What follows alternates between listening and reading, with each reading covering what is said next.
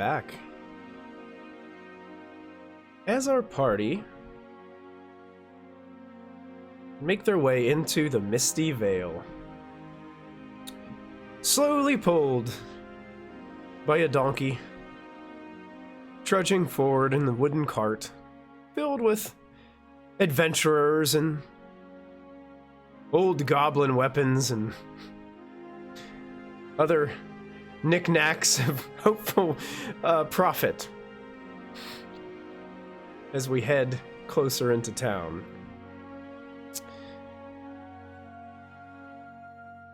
I did want to share one thing with you all before we dive too deep into what's going on. Last time you guys, I believe maybe it was Conry had discovered there was a tattoo on this individual weatherman that you guys had discovered in the Drakmar Pass. I did have an image of that I wanted to share with you. I didn't have it prepared at the time, but I do now. So I'm going to put this image on the I'm going to show it to you guys so you have it. I think it was Numeral that spotted the tattoo while I was looking at them. Okay, got it. So you guys should be able to see that symbol now. And that is there. I'm going to go ahead and put that on our screen so that our viewers can see. So that is the symbol that you guys saw on the forearm of this individual. I just wanted to make sure I clarified that, got that out of the way first. That way you guys will have that information.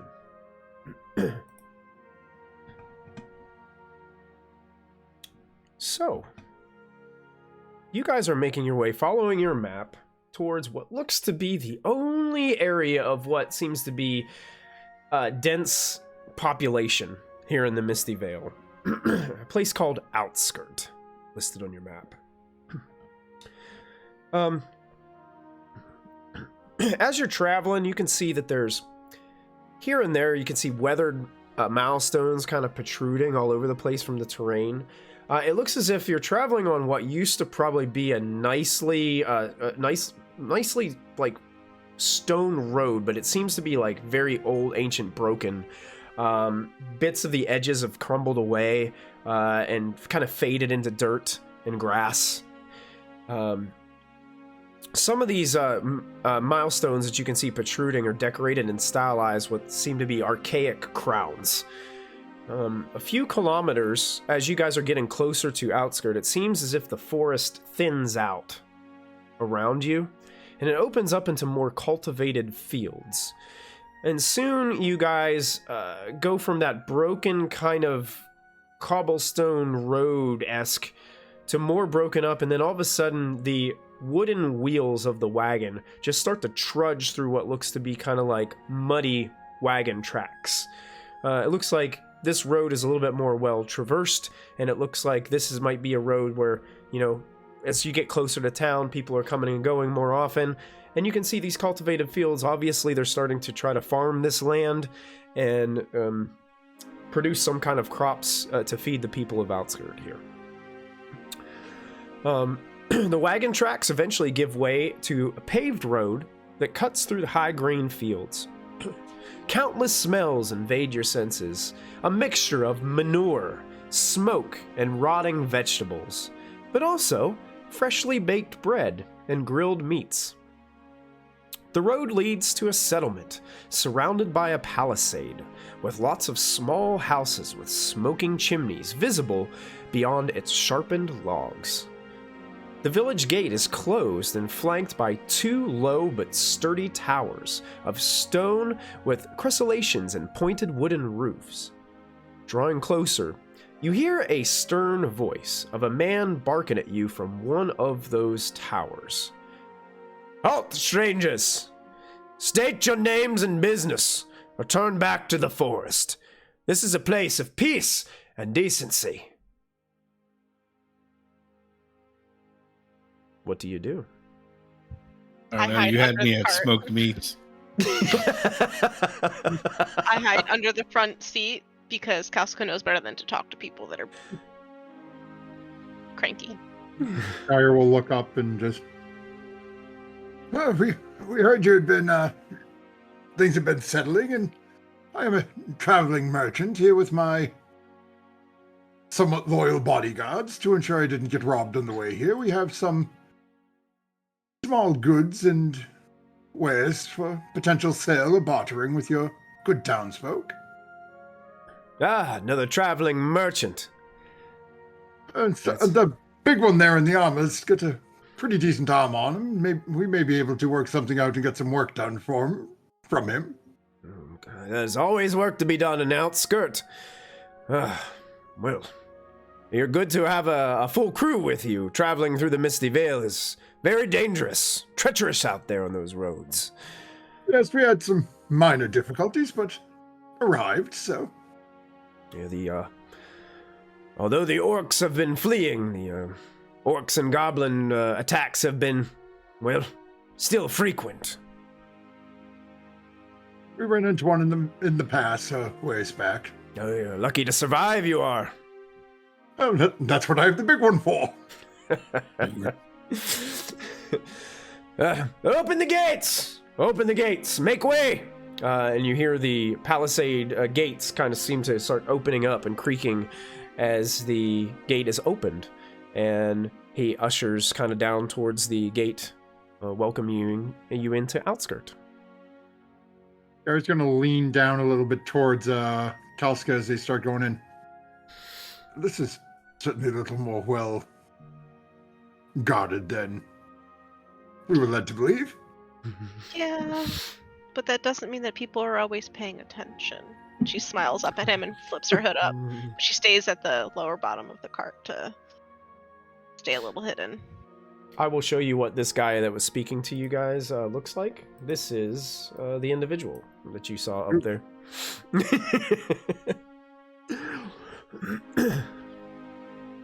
Very unfortunate for him. A little bit of a rough and tumble fella. In better days. Should have brought some of that love potion for him.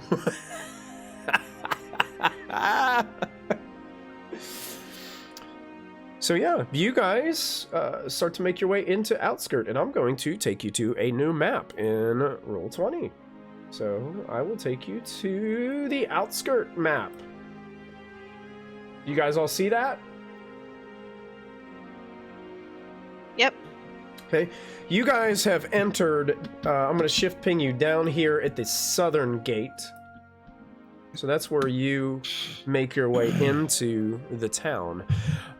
Upon entering, the first thing that you guys really notice is this town looks like it is built on an old ruin. Like in and around it. Like there is ruined stone pieces and crumpled pillars of stuff just sticking up everywhere. But it seems they started to create these wooden cabins and shacks all around. Some with thatched roofing, some with full wooden roofs. It seems all variety of different construction here, as it's kind of just haphazardly thrown together within the last 10 years or so. But you guys are free to peruse. You can see that there are people in the midst, like walking around. You can see there's a large mill on the southern side. It looks to be there's kind of like these stone steps that kind of lead into an upper area. It seems like there's kind of 2 levels to this place.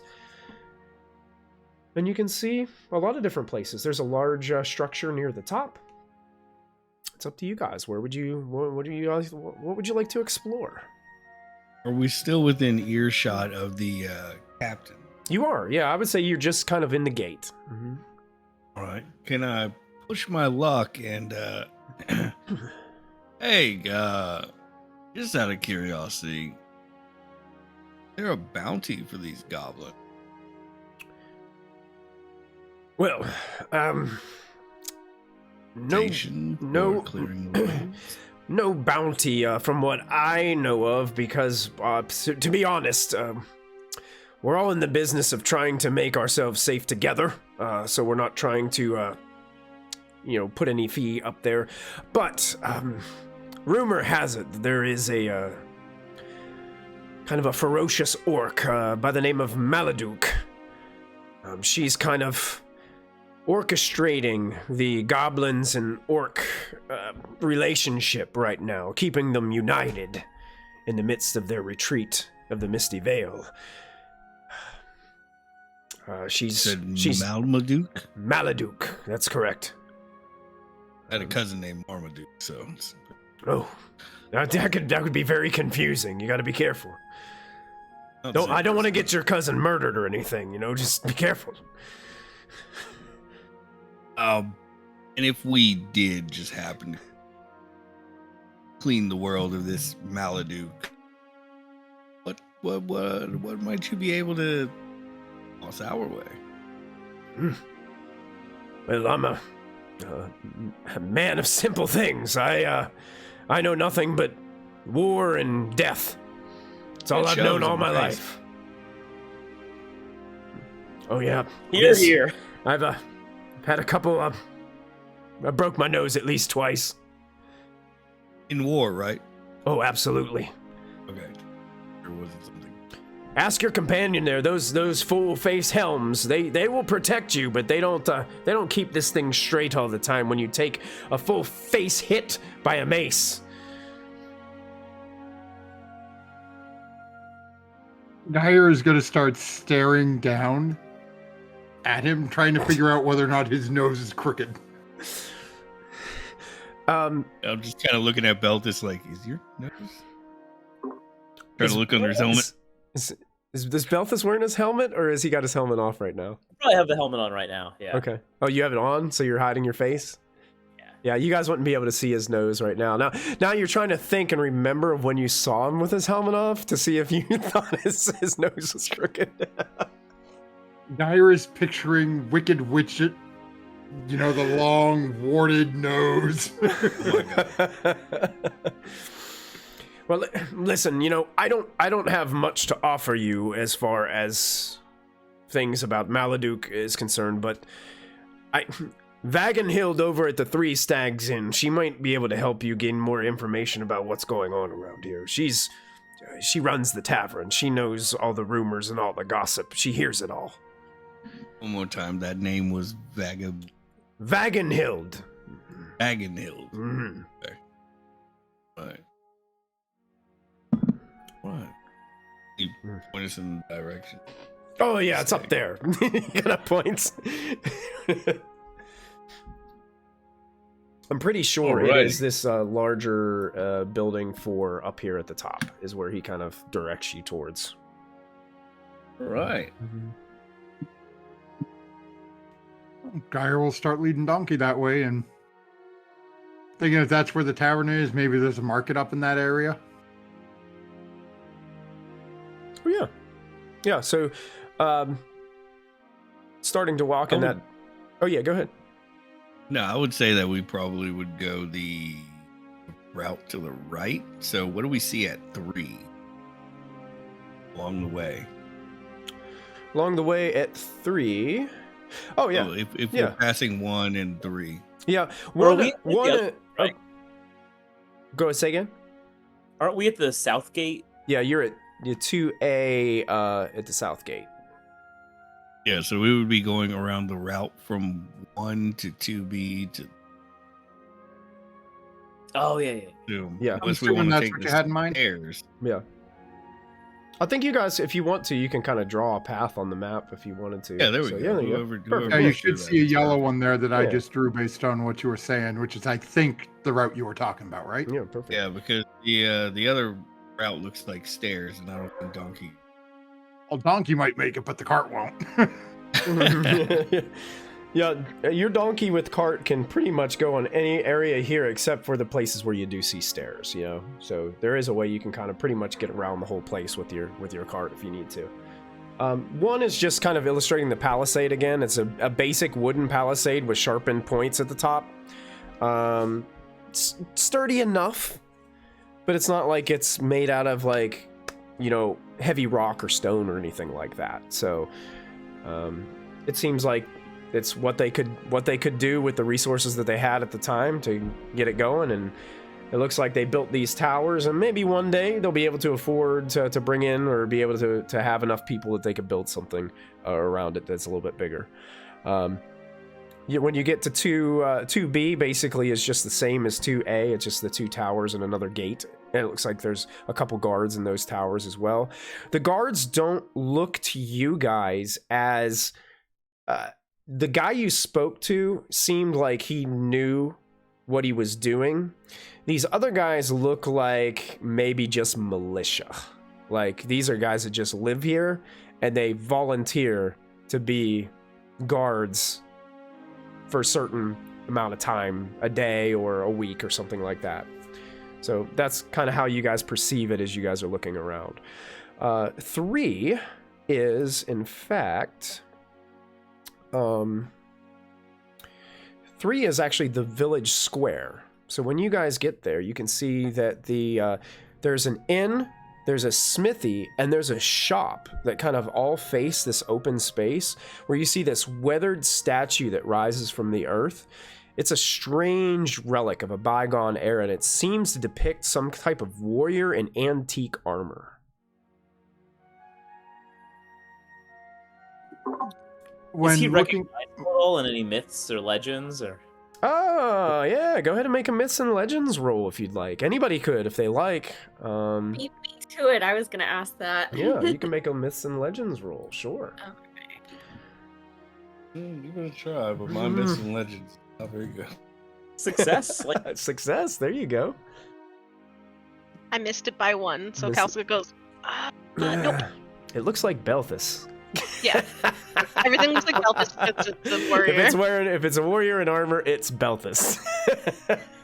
Geyer was actually going to look, does the armor Belthus is wearing look like it resembles the armor on the statue? No, the armor in the statue looks much older. All right, so they're not related. That's good. Yeah. Okay, so it looks like Tenumeral succeeded, right? And Conry succeeded as well? Yeah. Oh, cool. Yeah. So My score isn't that low. you guys recognize these features, especially the feet, because that statuette that you picked up, it looks really, really close, like almost identical. So you have a feeling that this symbolizes that Dragon Emperor. Sorry, you said the feet? The feet. His feet? Yeah, his feet. Oh, The feet. I recognize these toes anywhere. And canceled. Episode 2, everybody. Bye.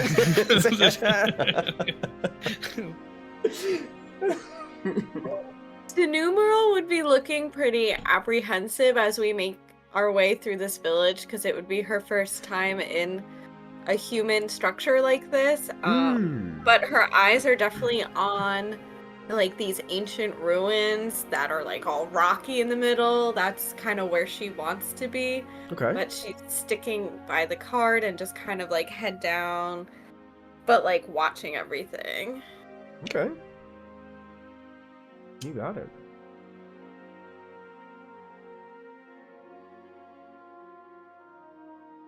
Geyer's just continuing to head up towards that section because he wants to get in and talk to that innkeeper to see whether or not there'll be a problem with him setting up a little stall out in the square. Okay. Yeah. Anybody else have anything they would want to do, or just heading to the inn? Just out of curiosity, you said 4 was the inn. What was 5 and 6? 5 and 6 would be the smithy, and it looks like a general store, like just a general shop. Okay. You can see that the shop itself has a sign on it that has basically just a simple wooden sign out of it that says Master Olvar's. And the Is this that opportunity we discussed earlier?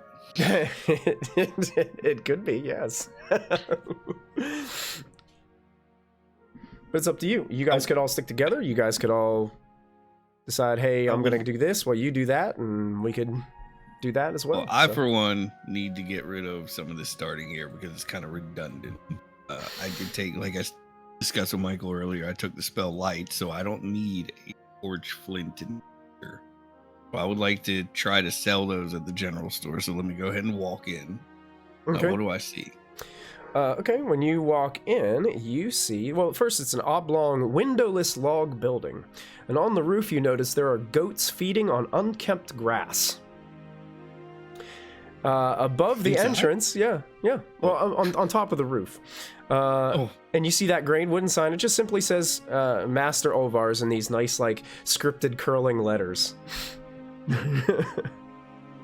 Okay. And when you walk in, you can see that there is an individual with a glorious mustache working behind the counter. Let me show you what he looks like. Here is Master Olvar himself. Let me show to everyone so you guys can see this glorious stash. There it is.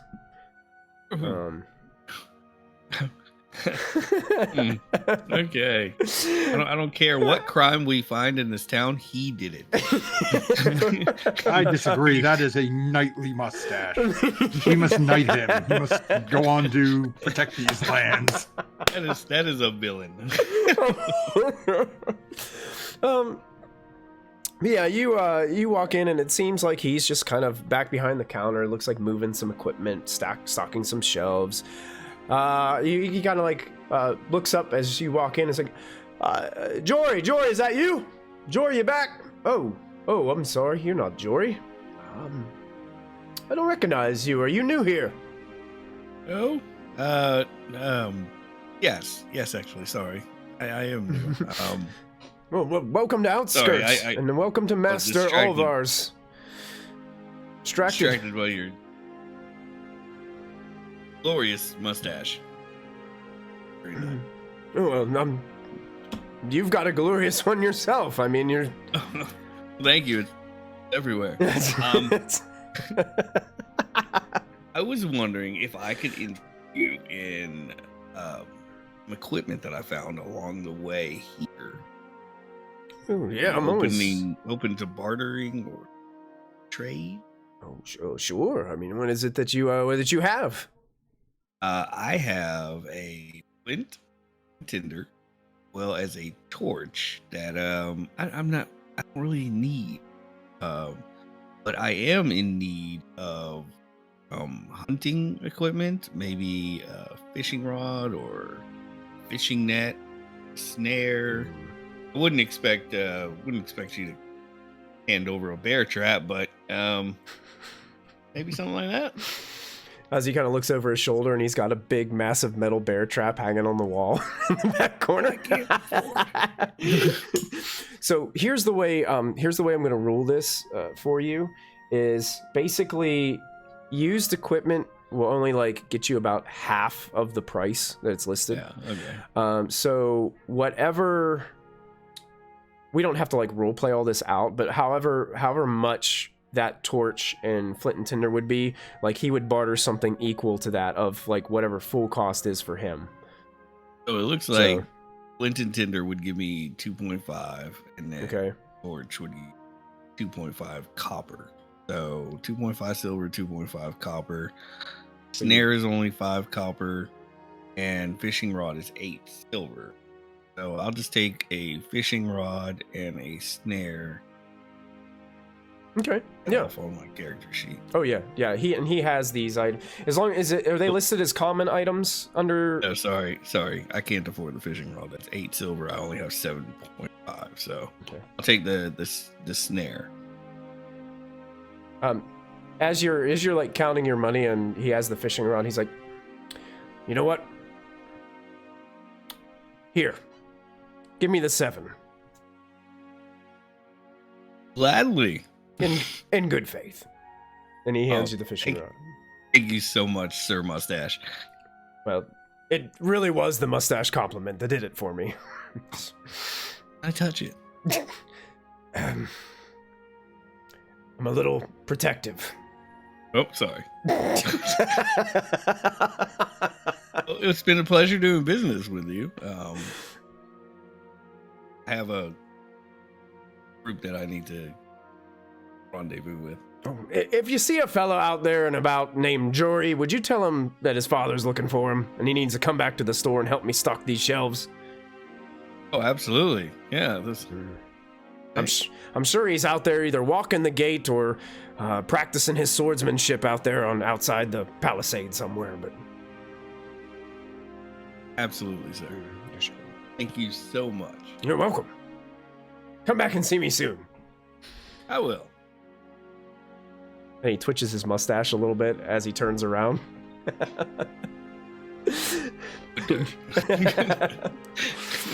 And we'll pan over while that was happening. Our mallard friend and possibly other companions walk into the inn. Stick to Geyer like Okay. glue most of the time. Okay. Real quick, I'll slip Geyer the goblin shortbow and kind of humbly ask if he could help, with the fencing this, as he's better at it than I am. And in return, I'll guard the cart, make sure nobody bothers it.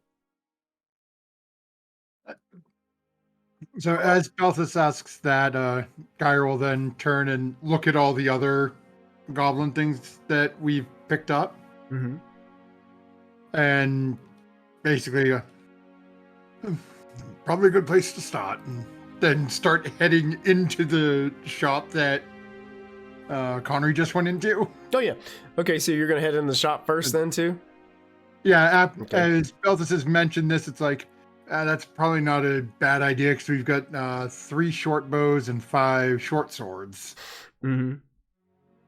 Yeah, basically you come in there while he's finishing his checkout, getting his fishing rod and his trap. You come in there and really it's the same thing. If you guys, whatever the half of the purchase price is in the book is basically what Master Ovar will give you for those items.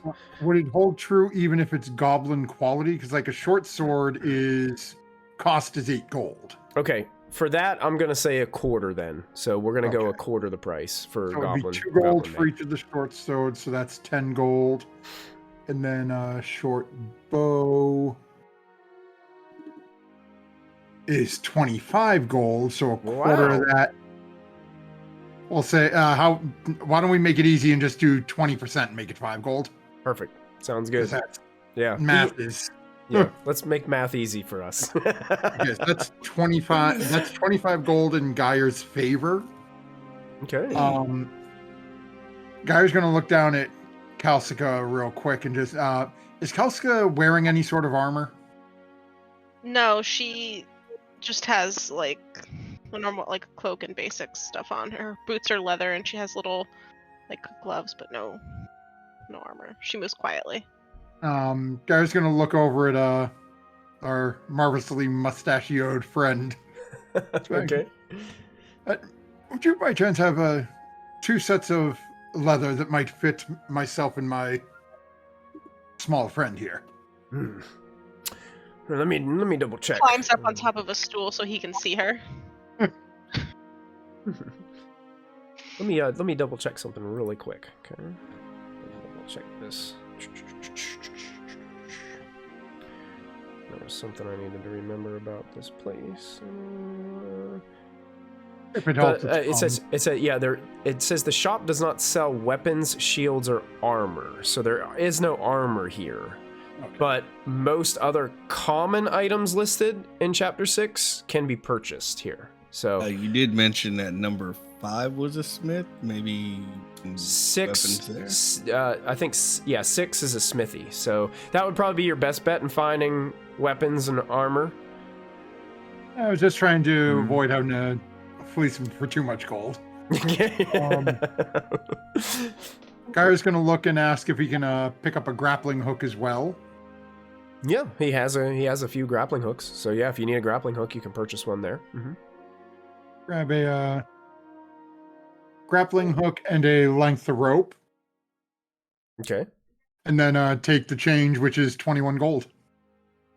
Okay. As he goes to start walking out, and as a quick thinking, reaches over to Kalsika, gives her 4 gold.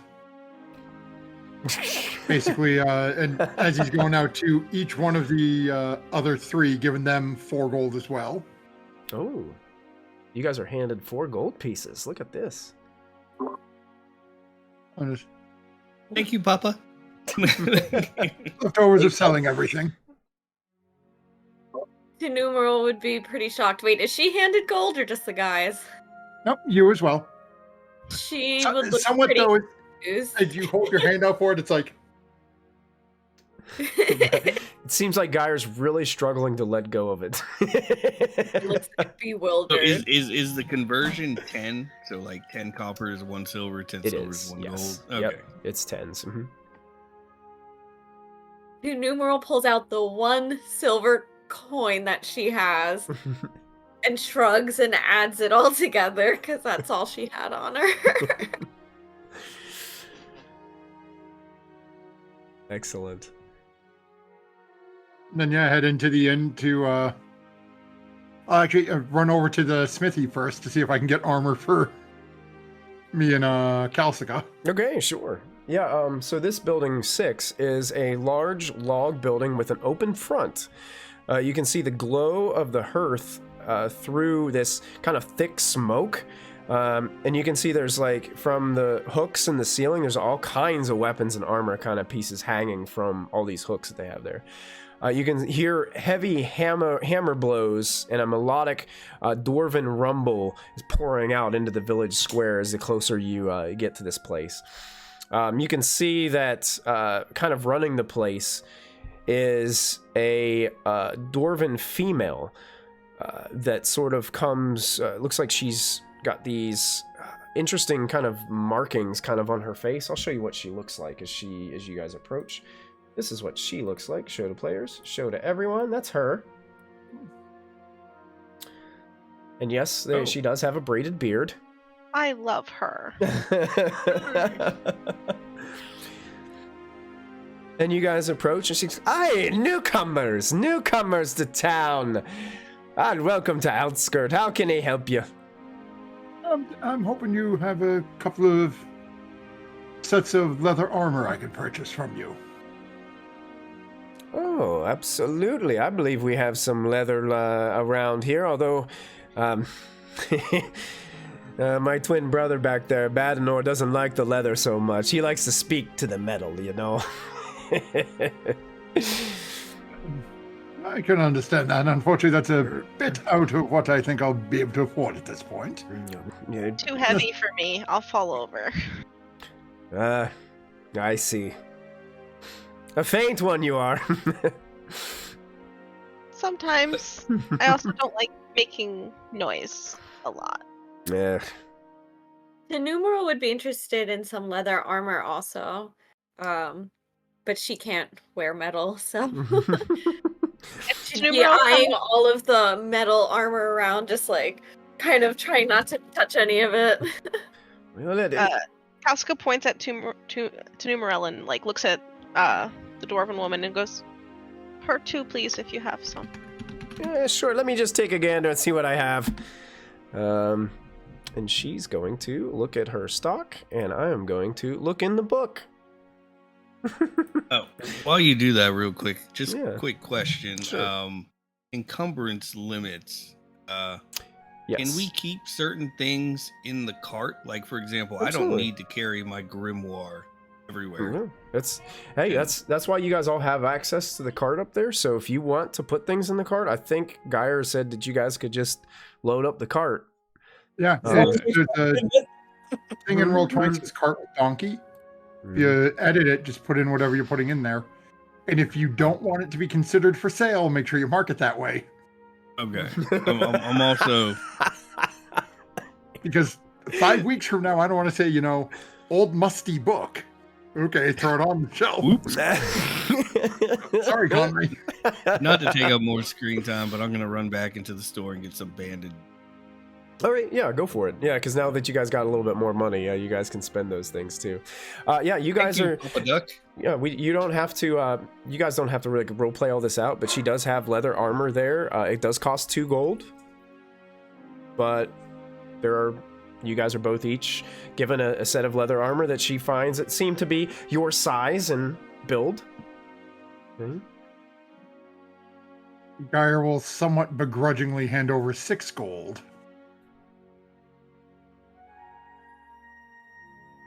Oh, you're giving it extra money from before. you're gonna give a tip? Huh? You're giving a tip? No, Or- I'm going to pay for all 3 sets. Oh, you're gonna get a set of leather armor too? Yep. Okay, you got it. 3 sets provided, 6 gold. She looks at. Oh, thank you. Thank you for doing business with us. Anything else we can help you with? I don't need anything. And How look about at the- that one back there? And she's looking at the big tin man standing.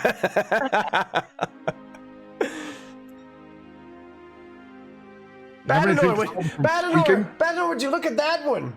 Look at him. And then you can see that there's another dwarf back there, and I'll show you what he looks like. Here he is. Here's what he looks like. It looks like he can barely open his eyes. He's kind of like squinting. He's got this like metal helm on that he's wearing. He's just back there, and he just kind of like goes, and then just keeps ting, ting, ting. Looks like he's working on a sword or an axe or something back there.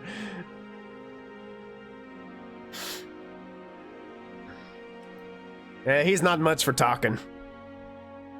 Kalsika's wandering the shop looking for any extra daggers or like small things. Okay. That work for her. Yeah, I mean there are daggers there, lots of different kinds. Just to have an extra. She's never had this much gold in her life, so she's a little bit like, what do I do? Yeah, daggers. Those are 1 gold for a dagger if you'd like to purchase one of those. Yeah, I think I need an extra, just in case. So I'll happily give that to them. If you're interested in specialty daggers like parrying daggers, I can get Bardenor working on one of those. We can have one ready for you in about a week. How much do those cost? Oh, those are 2 gold, but they require a little bit of time because they're made to order. You know. She puts another gold forward and puts the other dagger back and just. Okay. Okay. So write down somewhere that you put an order in with the smithy to build you a custom parrying dagger. It will be ready in a week.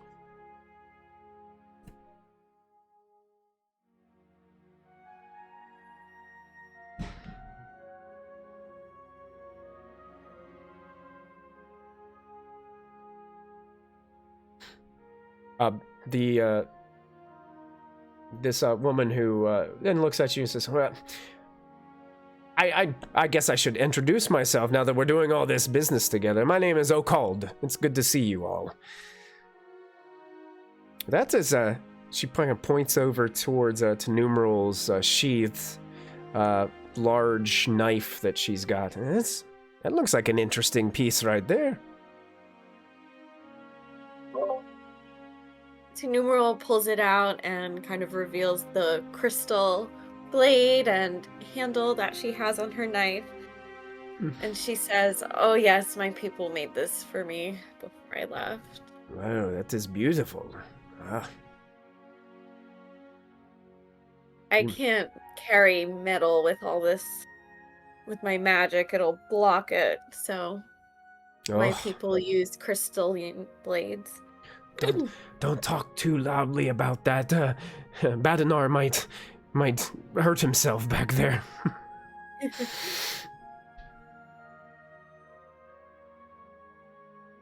And at that, she'll sheath her blade again.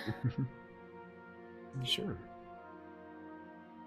Anything else you guys would like to do here? Just to let you know, I bought a bear trap and 10 bandages of the 4 gold. Okay. Oh, actually, you know what? I'm going to take back that order for Kalsika. They do have a parrying dagger that you can just purchase. Ooh. I see here that it says all common and uncommon weapons can be purchased. Rare items can be ordered and ready in a week. So I'm going to go ahead and rectify that right now. You can go ahead and buy it, and you have it. 2 gold, you have a parrying dagger now. So excited. So, sorry, how many bows did we sell to the vendor? It was 5 short swords and 3 bows. Okay, so I still have the. Okay, just make sure I still got that bow. Yep.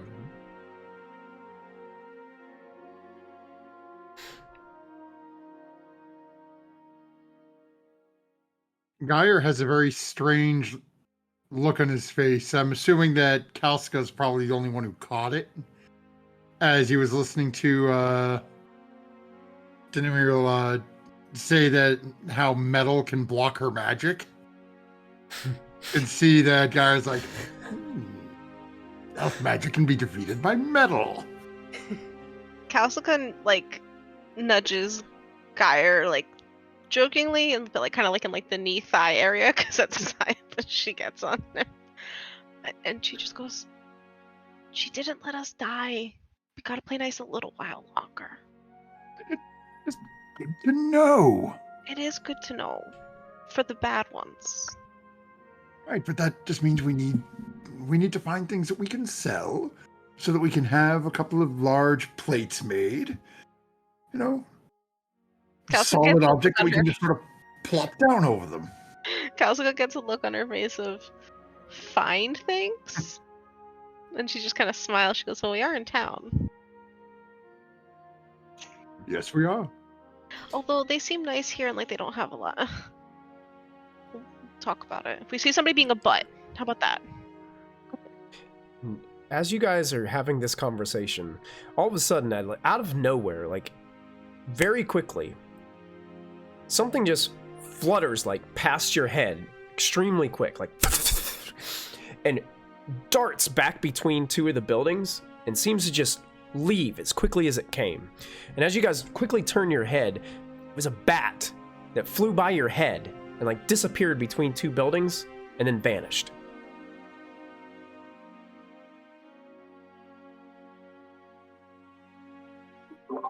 I'm looking around for the elf mage. Is she still around? I mean, she's standing there with yes. Would this be anything that an awareness roll would pick up additional information, or a sense thing? Let me double check. I would say no in this instance because it happened so fast, and the bat kind of flew in between Kalsika and Geyer at the time, so it was a little bit farther away from you. You did hear it and just catch a glimpse of the back end of it flying between two buildings, but then just kind of vanished and it's gone. Real quick, just want to get out. Chat donated 5 gold for Kalsika something to find. Oh, look at that! 5 gold. Thank you. Thank you, chat. Did I see this bat fly by? Everybody saw it. Yep. Okay. Can I roll beast lore to or is it just a simple bat? From what you could see, you would tell it's probably just a simple bat. Okay. Adam. It's supposed to be out in the daylight. I don't know. Well, that might be why it's fluttering by. Somebody disturbed it during its...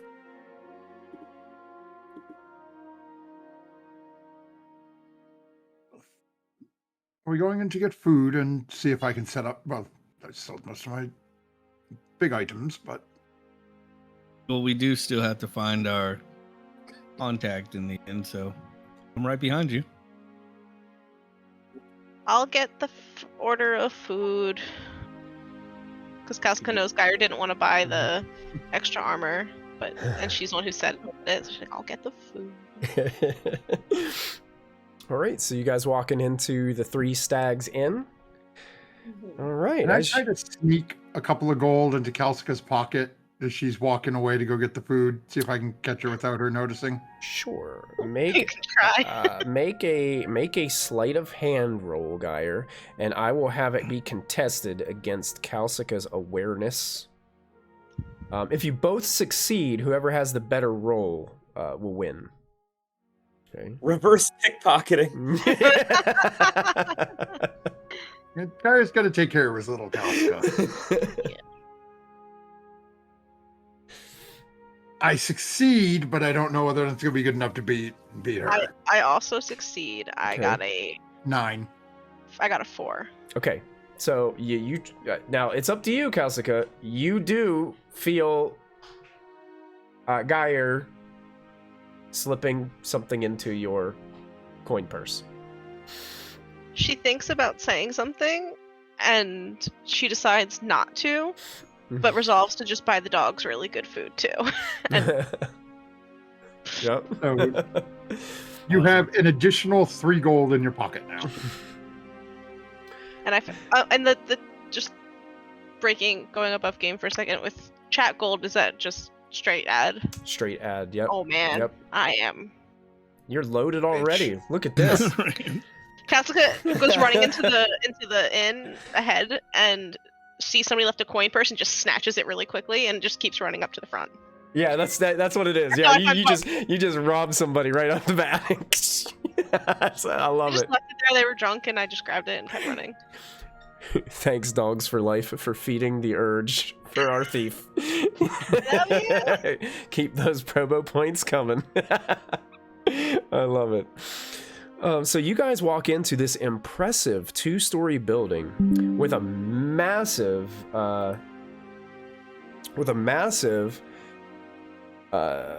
thatched roof. I'm sorry, I just got this notification on. We got a YouTube comment saying that this channel needs more views.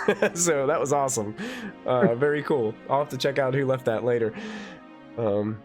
Outside the door hangs a red sign that says "The Three Stags: Beer, Bed, and Food at Heavenly Prices." Cheery voices spill out onto the street, along with the smell of roasted boar. Delicious. You guys walk in to see there's a large common room. As soon as you guys walk in, a massive hearth, large fire burning. There's a pot of stew like boiling over the fire. You guys can smell this aroma, food and drink. It just your stomach starts to growl as you walk in with all these beautiful scents and smells. You can see, do me a favor, let's have Brittany roll me a d12. Can you roll me a d12?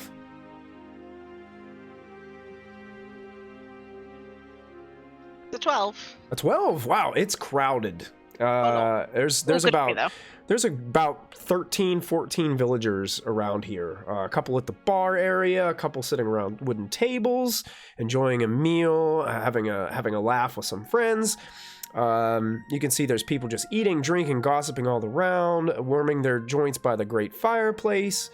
And you can see a woman who is walking around, looks like she's delivering a couple pints to a table, like drops them off. She's wearing this thick leather apron and looks over towards you. Looks like she's probably in her mid 40s and looks over towards you newcomers as you walk in and says, "Ah, ha, ha! Some more newcomers to Outskirt. Oh, it's great for business." As she looks over and there's like another like barmaid across the way with blonde hair, and she calls out, saying, Annabella, get these fine folks a meat on the house for me. Make them feel welcome." And she starts going, she delivers the meat, and it looks like that blonde-haired woman is going back behind the bar and getting you guys a mug of mead ready as you guys walk in. I'll show you what these folks look like too. This is the individual that gave you the meat on the house. Okay. And this is the barmaid that she kind of shouted over towards. So those are the two folks. Mm-hmm.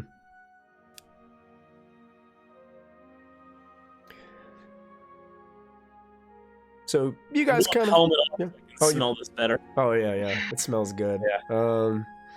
You can see kind of in the corner, Belthus, as you take off your helmet, you can see that there's a table of 4 individuals. Some of them look a little bit rough and tumble. One of them looks a little agitated, but that's because he's a mallard, and they just get really angry really easily. There is a mallard present here in the Three Stags. He kind of looks like this. That's what he looks like. Oh.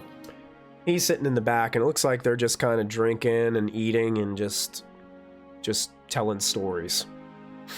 Why does everybody look like a bad guy? I am They're suspecting this whole emaciated. They're town. hungry.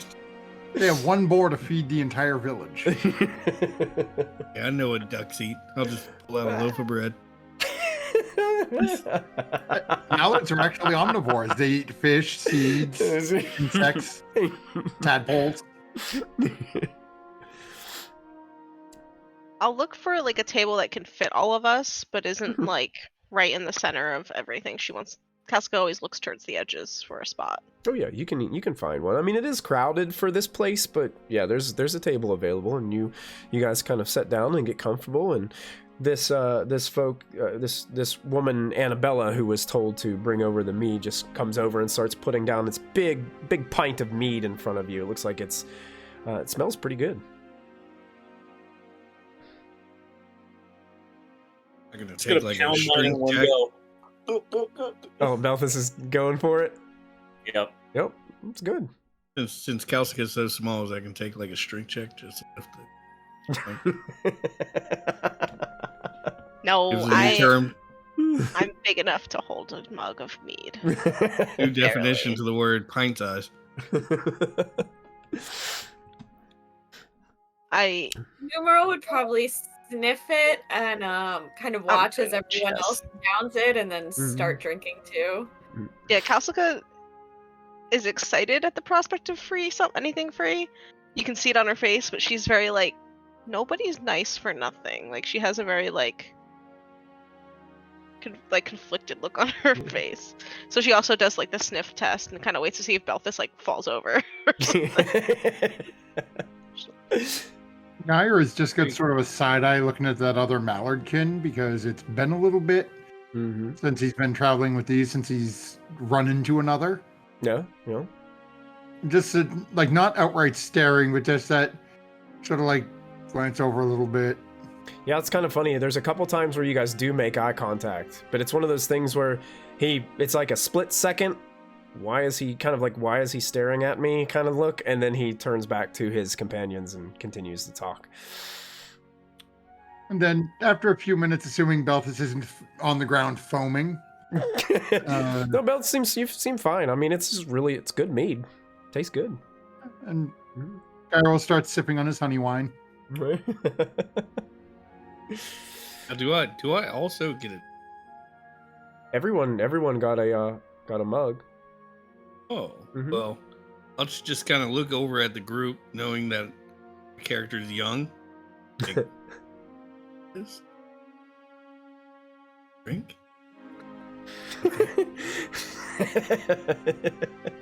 Give my first sip a try and all in love and just start chugging. Casca is Before anybody watching. notices. Pouring down the furry face of your wolfkin companion. Casca watches Chug this it. happen on Connery's face and just kind of giggles to herself because even though she's also considered young, she's not as young as she tends to play herself, Mhm. and like plays up the like, haha, I'm a tiny cute thing a lot. So she kind of giggles and slowly drinks her mead and watches to see how Connery reacts to mead. I wanna chug it all, or somebody notices that I'm too young and takes it away. That kind of Okay. thing.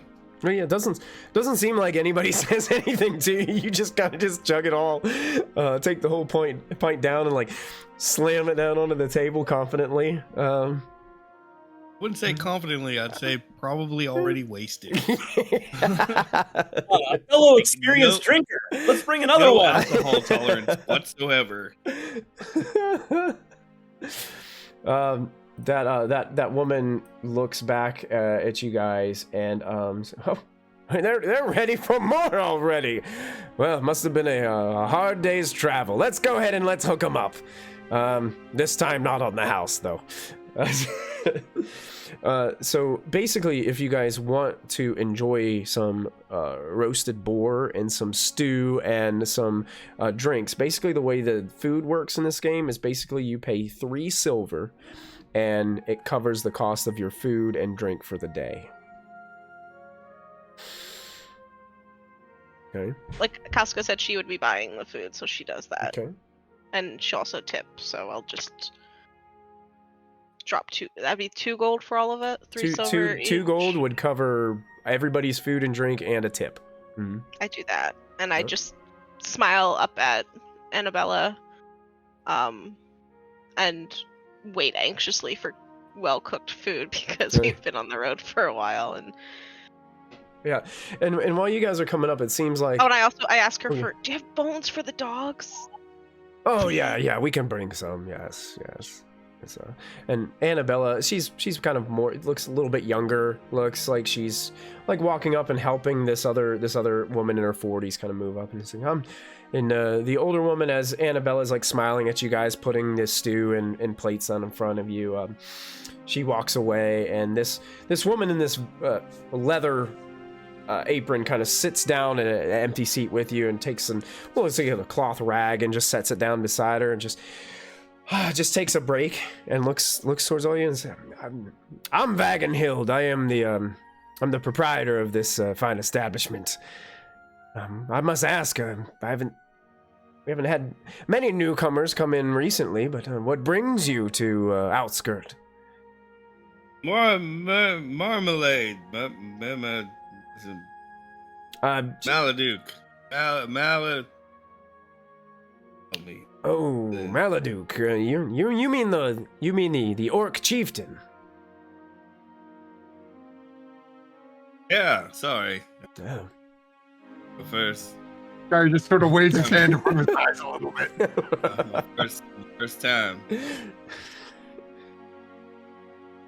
World is great. Your friend is interesting. You're great. Vegetable. Vegetable? You want What was your name vegetables? Vagenhild. And yours? That is me. She just looks at the Connery. rest of you. Connery. Oh, I'm Connery. gonna take a nap. Call me later. Geyer will just look over at her and just shrug a little bit.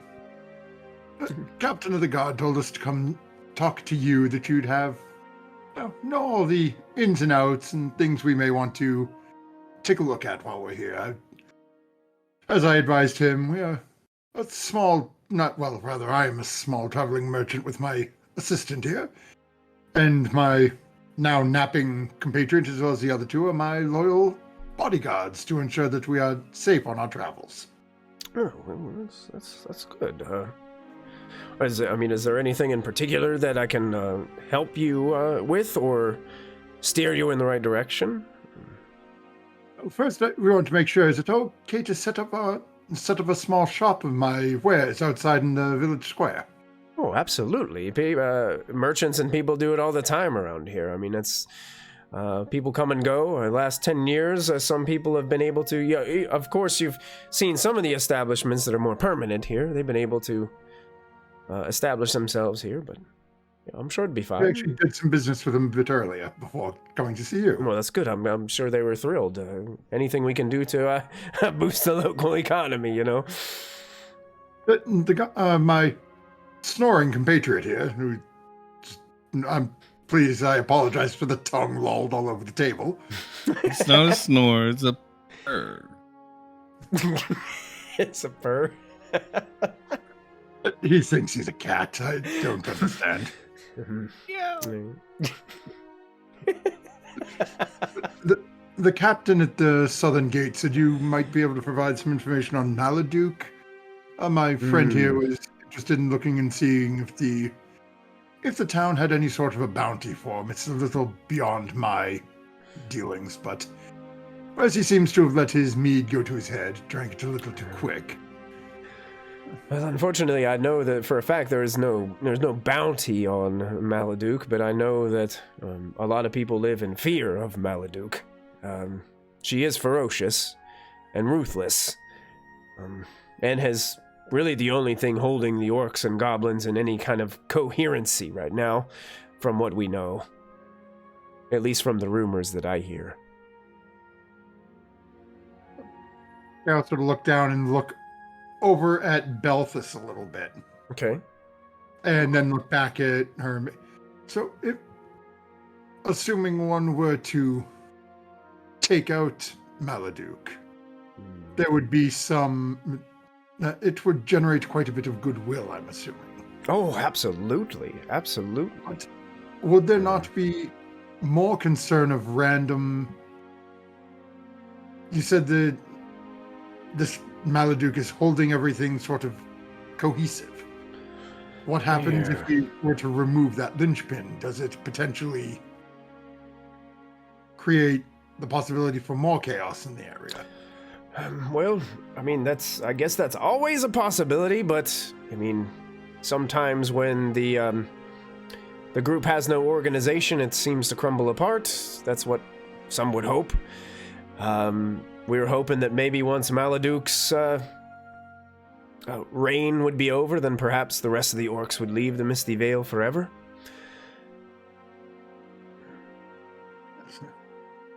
I can see both of those, but just again, mind. I am a merchant. I deal, I barter. It's my job to see both sides of the deal and make sure I come out on top. Last I would want to do is advise my young friend here that, yes, perhaps we should look into this and have it create a problem which bears sour fruit. There are a couple other things around Outskirt that you could look into, perhaps. I mean, Hardy's kind of funny sometimes, Captain of the Guard over there. I don't know if he introduced himself. His name is Captain Hardy. So, he's been telling me about these bats.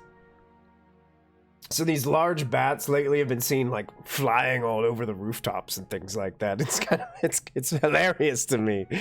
But Hardy's been trying to shoot down several, and he can't hit them. It's hilarious. A war veteran, tough war veteran like Captain Hardy, and he can't even shoot down a bat. You'd be surprised, they're quite quick. One nearly took off my friend's head. Oh, yeah. Flew right in between us.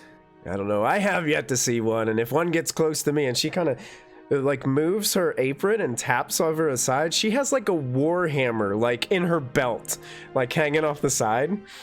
And she's like, and you were talking about your specialties. I like to dabble in both. But they will keep your establishment in good order. Always has. Kausica suddenly has her whole face has gone from scanning this room for a mark to go, oh no.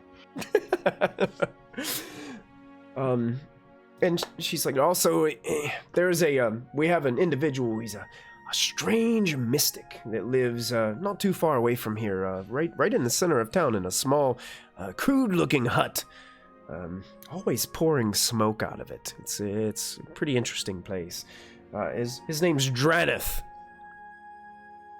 He's settled kind of in that central temple area. He's a great source of knowledge if you're ever looking for anything in depth, or perhaps maybe even more training or knowing of your skills. He can help you in those ways too. I've been curious to go there. Yes, it's definitely worth talking to. He is a very interesting individual, I must say. What type of an individual is he?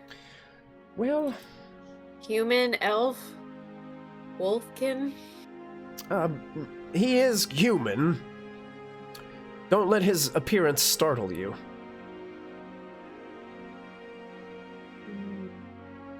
What about his appearance is different? Well, let me just say you'll have to see it to believe it.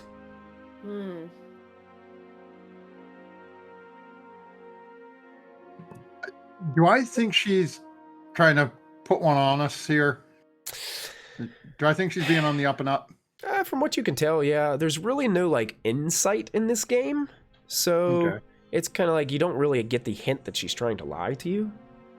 Okay. you have the idea that even if she does try to like explain what he looks like, you're not gonna believe her until you see it anyway, kind of deal.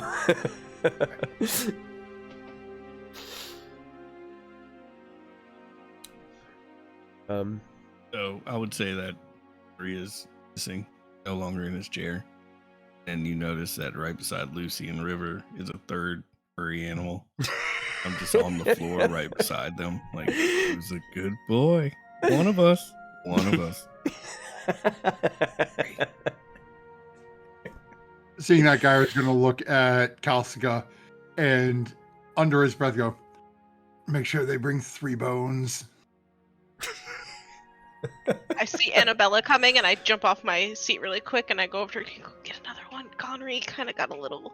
His food went too fast. Yes, of course, dear. Yes, I'll run and get another. And she Thank you. disappears. and Kalska comes back, like kind of like skipping, because she just finds everything very amusing, and it's nice to be back in a city or a town. Even she does better in towns than in the wild, so she's a little bit like, this feels right. So I wonder if when she said he looks unique, I think it's like Captain Hardy. Maybe they're related. And as you guys remember this, you all look at Balthus's face. And you remembered about thinking about his nose earlier. How straight is Balthus's nose? It's actually not bad. Not bad. We elves are a little, naturally more, He did finally take the helmet off. Yeah, he had taken the helmet off when he came in. Yep.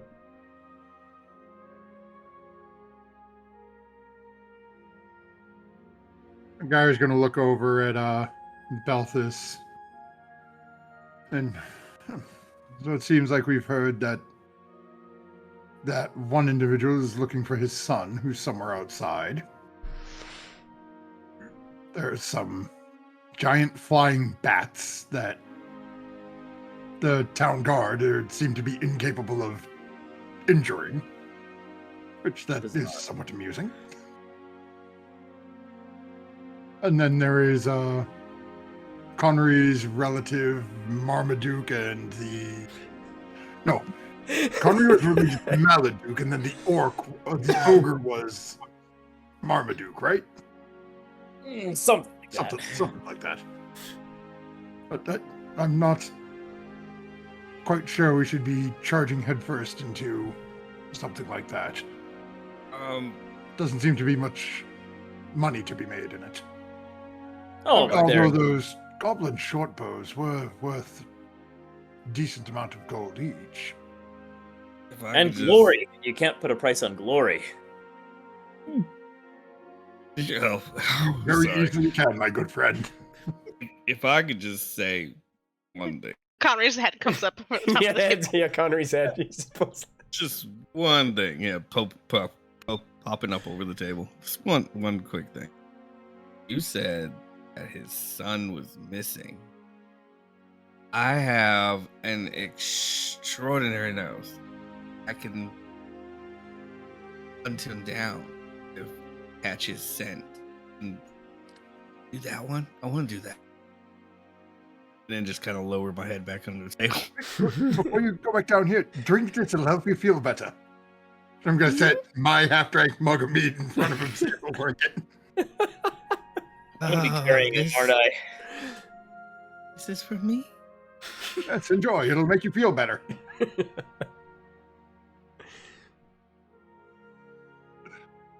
Worse.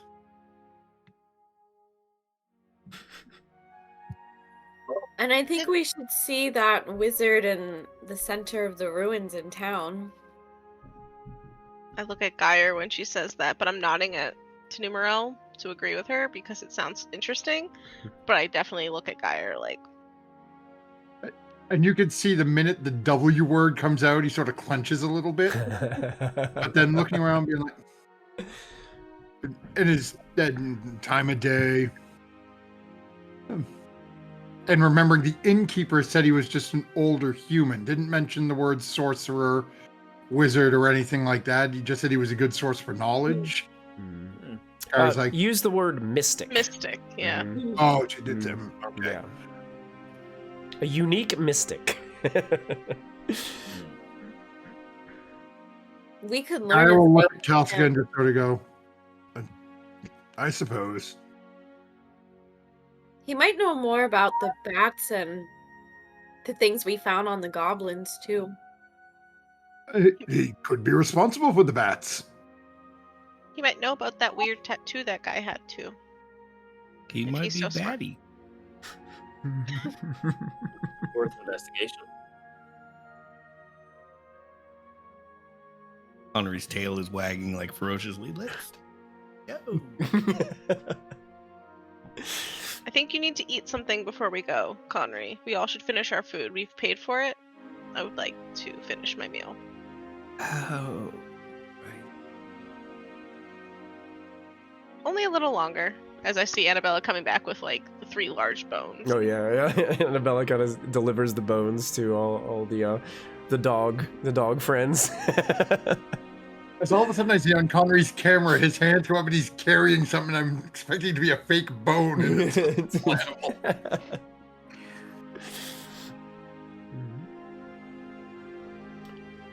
So you guys take a little bit of time, enjoy some more time telling some stories, eating some food, finishing off your beverages, and Sobering up. yeah. And really, you guys can head on to wherever you'd like to go.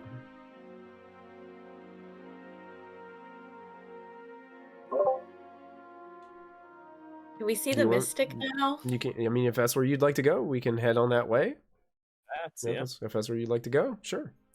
That was both an Um, in-character and out-of-character yeah. question. Sure.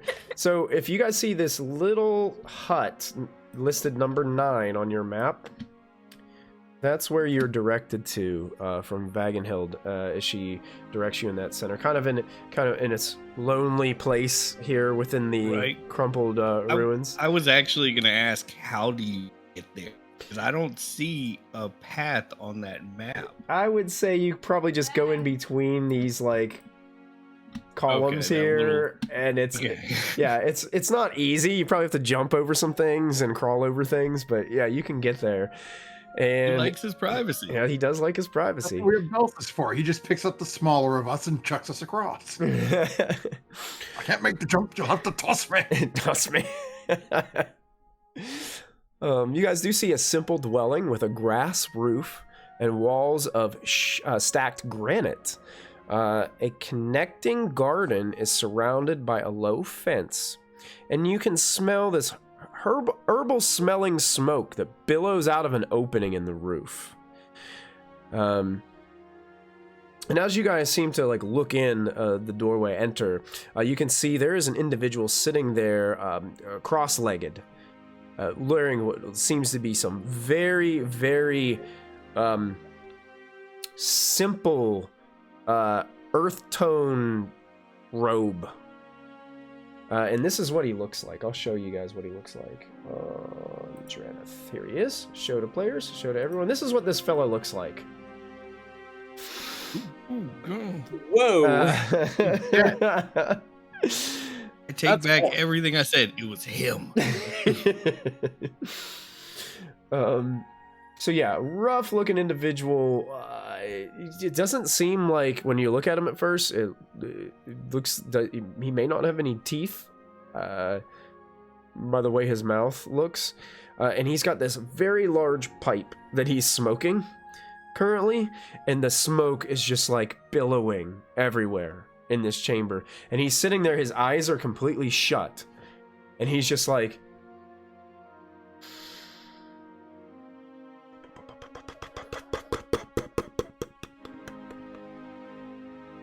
Let this be a and lesson. smoke is This just what happens when you billowing smoke. out everywhere. And he doesn't even like notice you walk into the little hut. It barely has enough room for you guys all to like fit inside.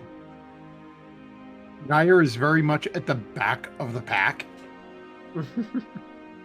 Okay. Nope, I am behind you. Because of my sensitive wolf nose. I cannot handle all that smoke, so I'm just gonna be outside. Kowska like Right outside peeked the door. to see him, and then stepped back a little because she just doesn't know how to handle people in general, let alone people that are. She's afraid she's gonna say something wrong, so she's kind of tucking behind Belfast and Numero. Gotcha. She's gonna keep her mouth shut for this. Yeah, Numeral I think would probably be leading the way on this one. Yeah, and as you walk closer to Numeral, you can see like this guy is just a wrinkled and shriveled up prune of a man. He wears like this sack-like garment. It looks like he tried to make it into a robe, but it looks more like burlap as you get closer to it. And it looks as you're getting closer, it looks like he doesn't have any shoes or sandals, and it doesn't look to you that he has ever worn shoes or sandals for a very, very, very long time. Like he's got dirty, calloused feet. Here we go, feet again. Sorry, guys. Where's that safety card? That's that's playing the X card. That's right. Numeral would not be too disgusted by his appearance because she has seen definitely some people in like her tribe that were very rough around the edges as well. Not everyone would have been wearing shoes all the time, so she's not too disturbed by that. She's curious to see a human looking like this, and I'd say she's mostly curious. Okay. Him, and she might sort of do a little like clear your throat cough to indicate that there were people nearby as she's like approaching, and see if that gets his attention. Okay. Yeah, as you do that, you see his eyes kind of slowly start to open.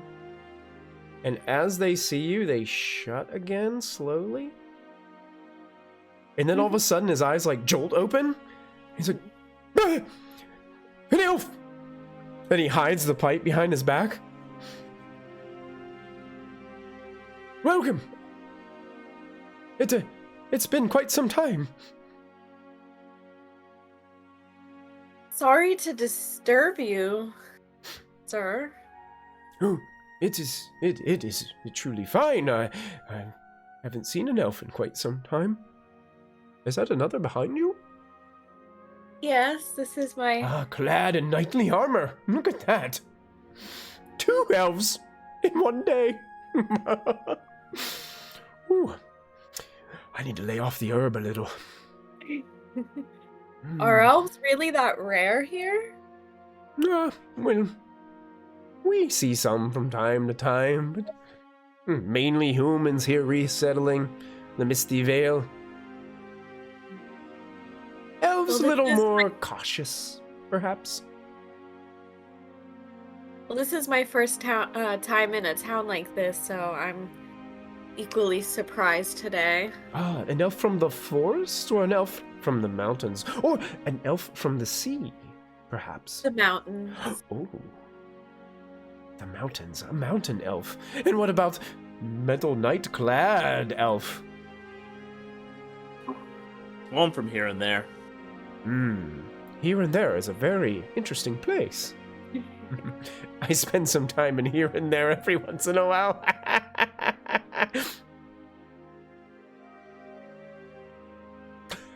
We were told in the village that you were a mystic. Oh, yes. I'm what you would call a village healer. Like to lean over the guy and kind of whisper, I think he was drinking the same thing that I was. If you listen, it appears he doesn't even trust the elves.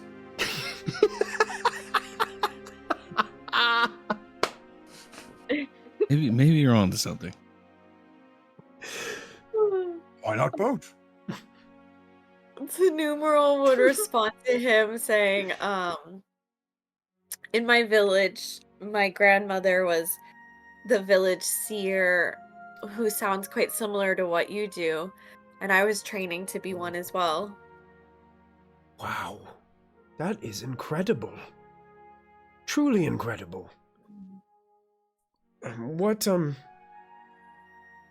Are they, as in seeing the future, seeing visions, reliving past memories?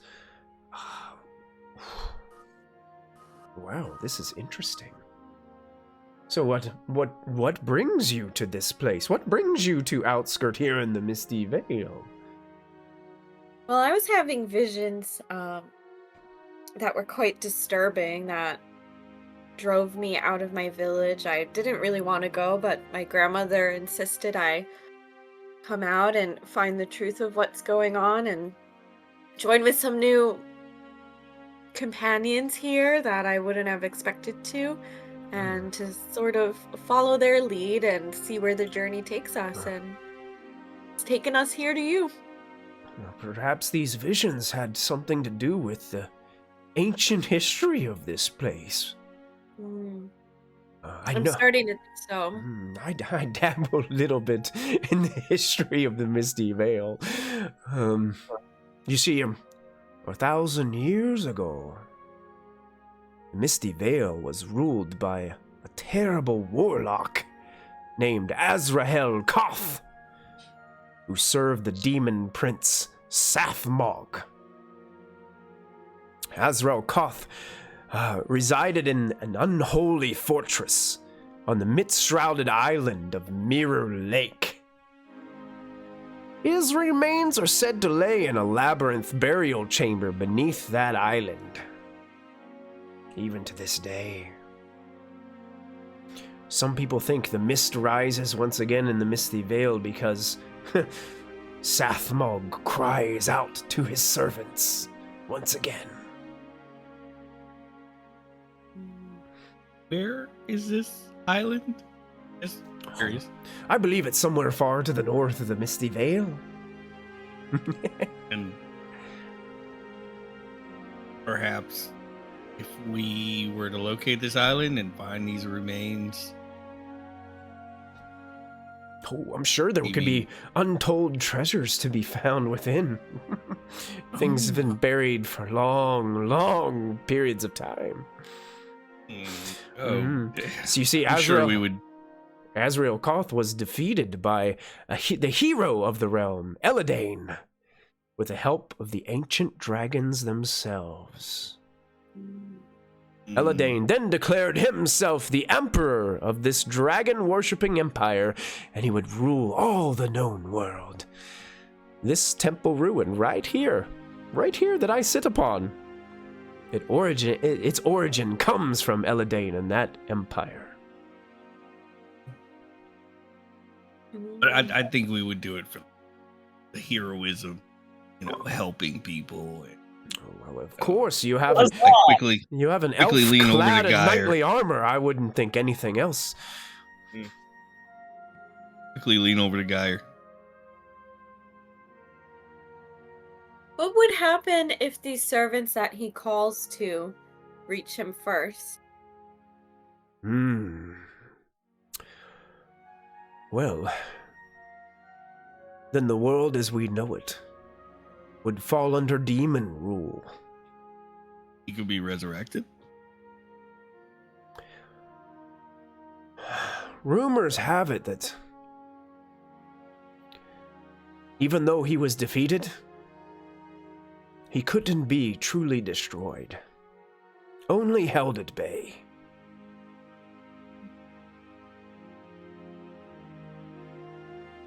This does sound a bit like some of what I've seen. Then, young seer, it seems the Misty Vale calls to you.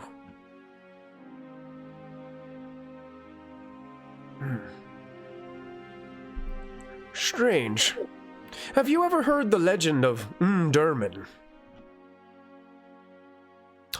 You have, little one. Isn't that the one that we just heard last game? Oh, have you heard all the truth about the Derman? The great sword, the lost sword of the Empire.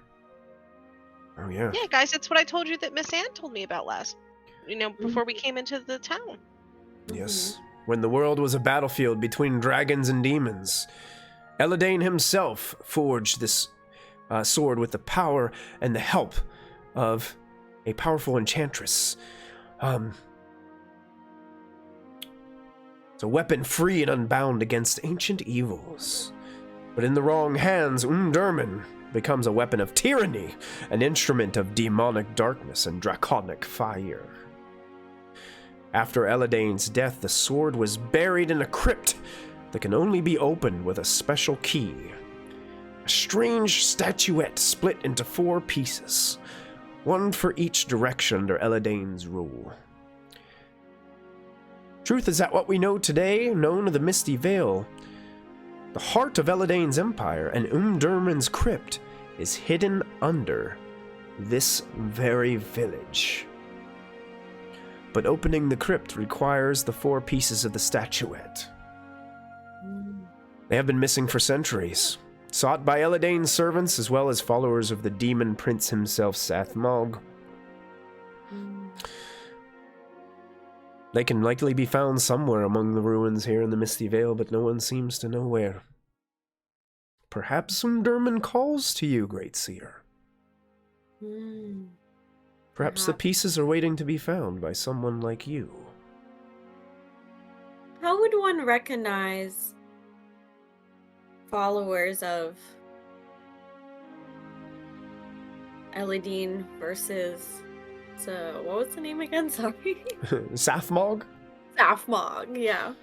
He looks towards you and says, I really don't know this information, but I do know that there are folks that will do whatever they can to deceive you. So you always must be on your guard. And stay connected to your visions. Numeral would pick up like a stick off the ground and sort of draw in the dirt the symbol of that tattoo that we saw and ask if that looks familiar. Okay. He looks at it and he's like, it's so crude in its design. It could be a horned demon. It could also be a terrible dragon skull. There's even some people that worship other beasts that this could represent. It's just so hard to wrap my head around it. I'm sorry. I wish I could be of more help. You've been of great help so far. And I wonder if you would know perhaps any spells beyond what I've been taught. Oh, well. What is it that you know? Well, let's see. I have the tricks of fetch, slow fall, sensing magic, and spells of levitate, dispel, and farsight. I do know a variety of spells different from you. My magic abilities run more with animism.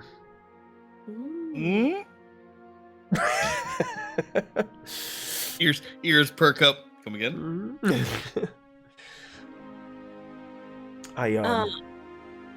see. Gyrus Not any general. Yeah.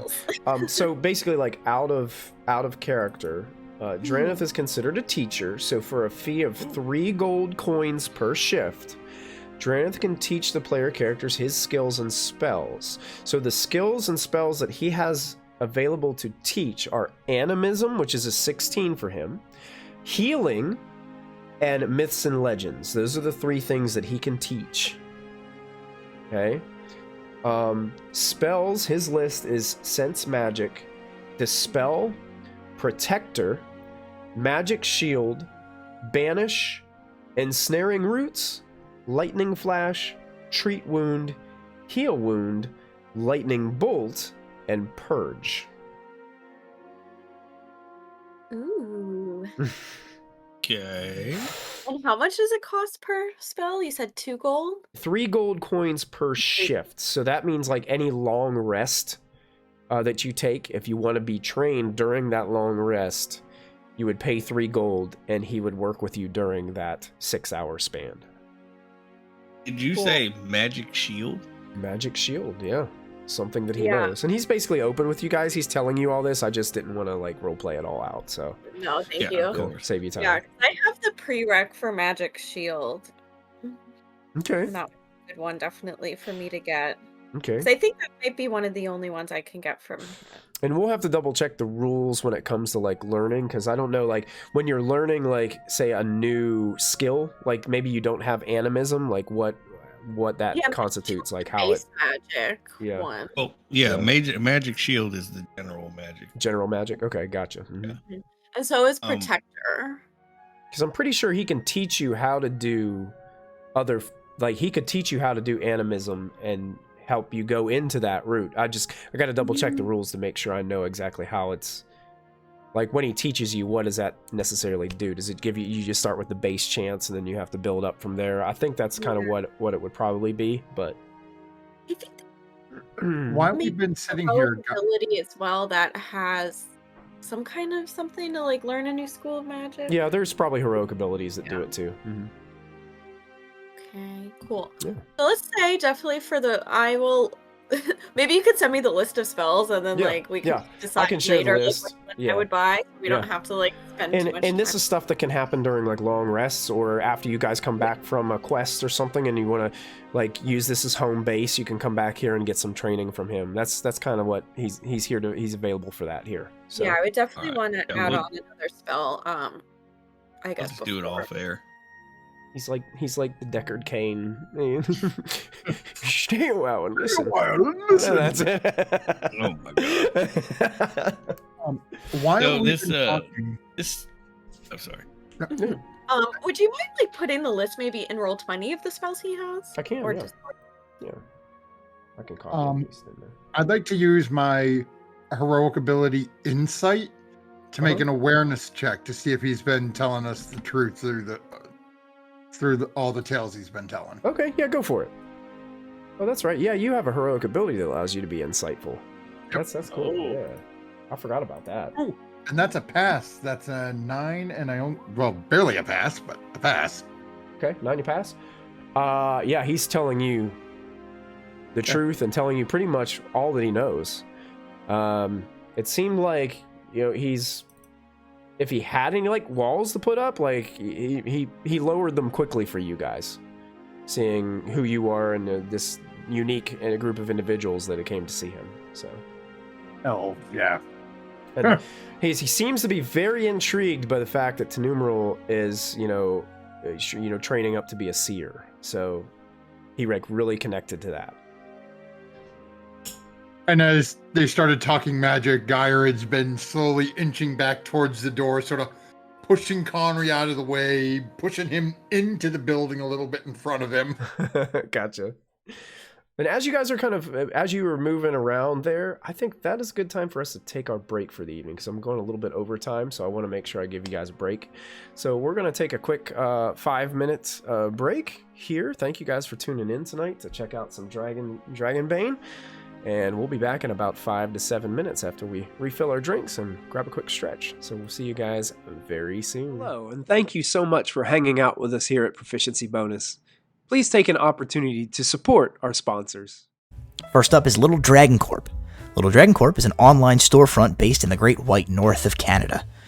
They sell everything your heart could desire, so long as everything your heart desires is largely polyhedral dice sets and other TTRPG sundries. Check them out for all of your dicey needs. Perhaps buy a lovely hardcover copy of one of these fine books. If you're feeling especially cute, you could treat yourself to a t-shirt or one of these fine little proprietary Little Dragon Corp dragon plushies. They've got all the classic types of dragon, like Mooney, Terra, Dad. Whatever strikes your fancy over on Little Dragon Corp, be sure to enter our special promo code BONUS at checkout for 15% off of your order. That's BONUS, BONUS, for 15% off your order. That's like if you made 7 individual purchases, you could basically buy anything you want on the store and it's like it was free with all the money that you saved from earlier. I'm absolutely positive that's how math works, and I will be taking no questions at this time. Thank you, Little Dragon Corp. Cardboard Castle Games is a brick and mortar game store local to Evans, Georgia. They have a wide selection of tabletop gaming and other cool games like Magic the Gathering, Pokemon cards, and even Yu-Gi-Oh! You can visit them in-store and let them know that we sent you, or you can go visit their website at cardboardcastlegames.com. Don't forget to find us on social media. We're on Twitter, Facebook, and Discord. Links to our social media pages and outlets are located below this video. Don't forget, you can also support the channel by following, by subscribing, remembering to click the bell notification so you never miss another live stream, using channel emotes, and if you're an Amazon Prime user, you get a free subscription to Twitch every month. While we are away, now is a great time to go subscribe to our YouTube channel. It's absolutely free, and there you will find hours upon hours of content to enjoy. Click the bell icon to activate notifications so you won't miss a single show. Once again, thank you for joining us. We hope you are enjoying the show, and we'll be back in just a moment.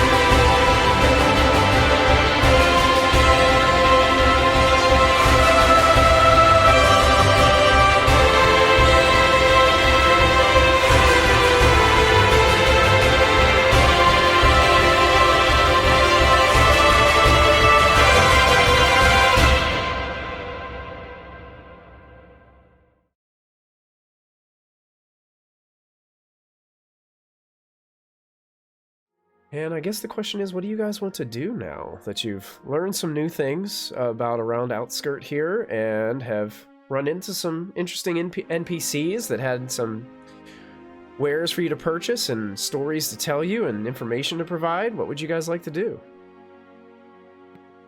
Did you just see that guy? He might as well have been dead. Looked like a corpse. I think it's by choice, and I think he seems rather happy, especially talking to Numeral and Balthus. And if he can make them stronger, I think it's a good thing. Although I don't the know what I can. delusion comes with age. He seemed to be honest. I still don't know if I quite trust him with all that magic talk, but Well, I mean, if they want to learn more magic, we can just go sell more stuff. we'd need to collect more stuff to sell. Well, that's why I But kind you of want to did go back to mention the that there inn was and some- see who's being mean. Well, You did mention there was some place where a dead guy was buried under the city that had supposedly has a magic sword, right? That's going to We be need worth all the something to someone. pieces. I think we have Right. one of the pieces already. Yeah, Oh, I think the I'm feet. just throwing it out the there, can, the but feet. more dangerous the mission, the higher the treasure. So maybe if we go after this marmalade, we can find us something fancy. I am all for great danger. I think we need to find this sword before it falls into the wrong hands. And based on what you said, we need 3 more pieces of some long lost doohickey. But we already have one, so as long as Yeah, we have so that lucky. one, someone else can't get it. Oh, a good We point. just keep it safe. As long as we keep it and no one else knows that we have it. So maybe we should stop talking about it. Kasuga looks around to see if anyone's around. Make an Doesn't awareness roll. Oh, Oh, that's good. I think I'm okay. Let me double check. Yeah, I succeed. That was You a succeed? 7, and I have a 12. Okay. All right. Anybody else, or is that? Did Yeah. anybody else want to look around? Because I Yeah. noticed that Tenumeral immediately started looking around whenever you guys were saying Yeah, that. when So- Calca said that, Gyro jumped in too. okay. That was a fail on my end. I am aware of nothing. Oh no, you have no idea what the awareness of nothing looks like. That You're is, still a little drunk.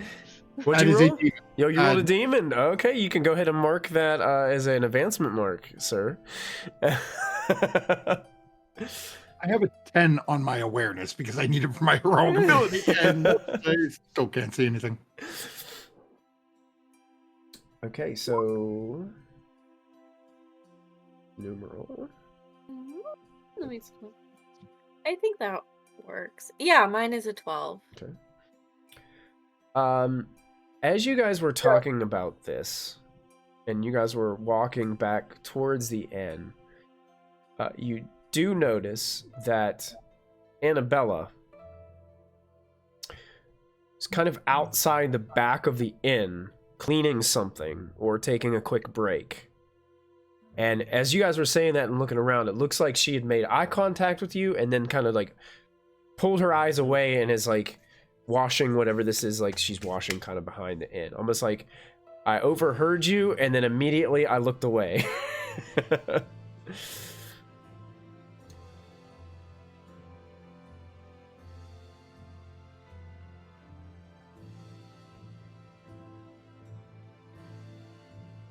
She knows too much. She brought you a bone earlier. It's fine. Which one? Tenumeral or Kalska? Who knows too much? But no, that I Listen to grab me. Geyer's hand and spin him in the right direction and motion to Annabella. That's not good.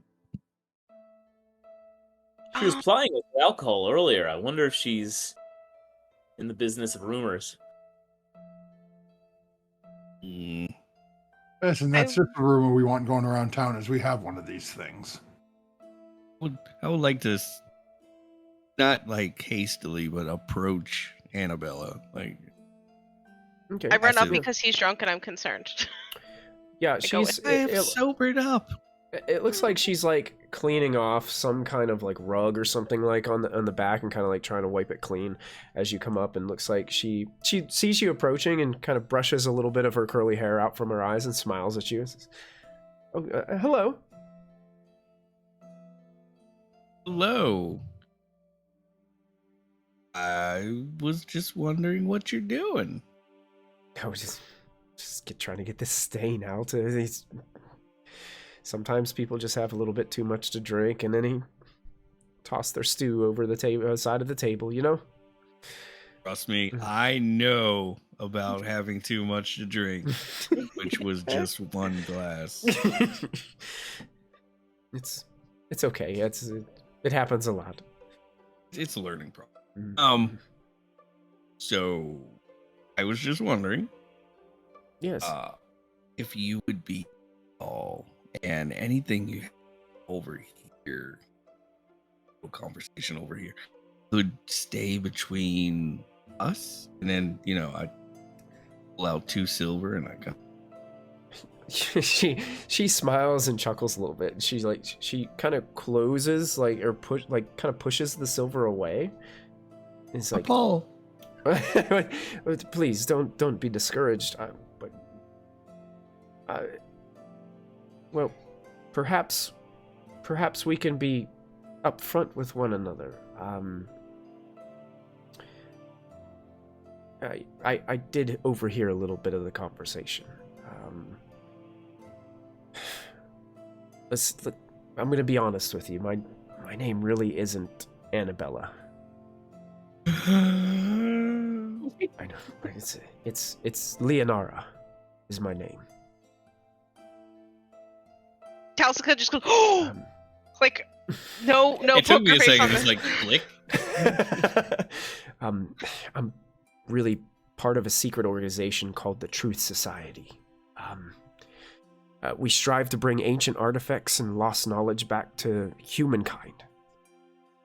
You all have stricken me as capable adventurers from the moment I've laid eyes on you. I'm desperately trying to find these missing, lost artifact pieces of this statuette. And I'm looking for help. I was wondering if perhaps maybe you all would mind helping us to find these artifacts. Global adventurers from the moment we laid eyes on you. My behavior at the bar does not add up. But well, the moment their eyes laid on you, and then they kind of ignored you for the little bit that time you were on the floor, right?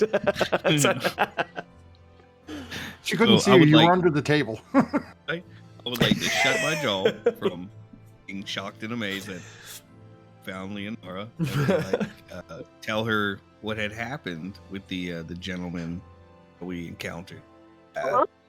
And what he...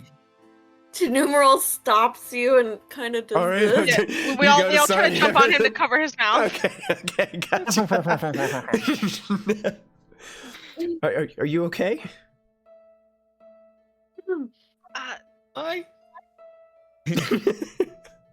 Kalsika looks at her and just... It's been a weird couple days of travel, Mhm. and suddenly someone telling us their secret that their name is not their name, and having heard things and talking about things that we were talking about, just feels a little too on the nose.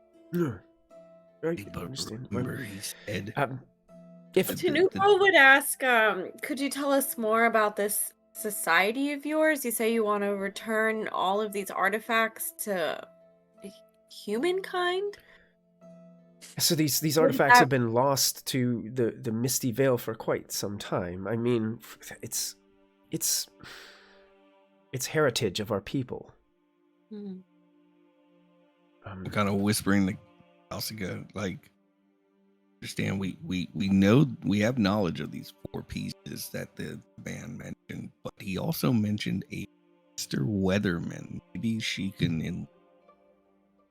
If she says that name or she gives us some matching information, I might be willing to trust her. But... You're a very cautious one. I learned the very hard way, unfortunately. And she watching Tanumeral and... She looks at Tanumeral and says, yeah, the organization isn't very rich, and I know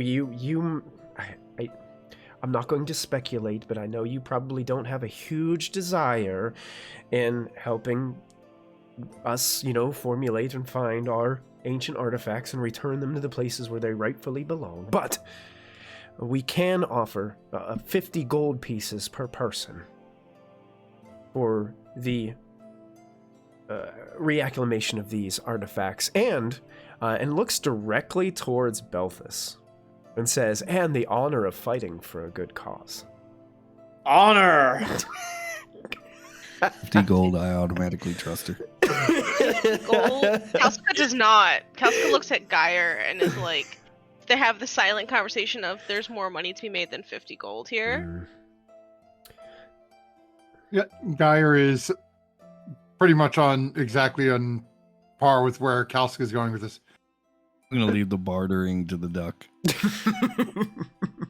Guys, it's going to sort of look at it. That seems like a low price for what you're potentially asking us. I mean, you'd be doing what? Providing us information on where your organization has heard rumors these pieces may be. Oh, I can absolutely offer you that, yes.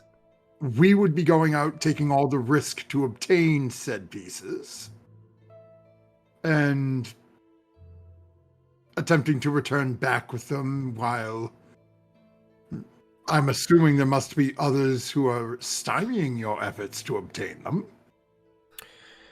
Well, I'm certain an organization such as yours would be able to do better than 50 gold pieces per person per piece. Right. I'm assuming that low of an offer couldn't have possibly been for everything. Unfortunately, that's all we have to offer. I mean, we're not an organization that collects wealth. We collect artifacts. We're into the items that are priceless, that don't have a price tag. How about I proffer this deal for you then? We will potentially, I still have to clear this with everyone, but I think this may be a fair bargain. We will agree to your price of 50 gold per person to find all of your items. And honor. And honor. And Geyer rolls his eyes hard as that's coming out of his mouth.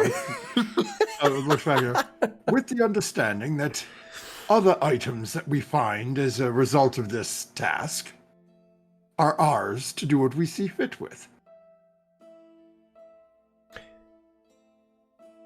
That's perfectly Maybe reasonable. a collector of artifacts, but we also like a fair share of artifacts. And I am absolutely positive and sure that you will uproot many, many great lost relics within the Misty Vale. This will just offer you a greater help as you guys are going along.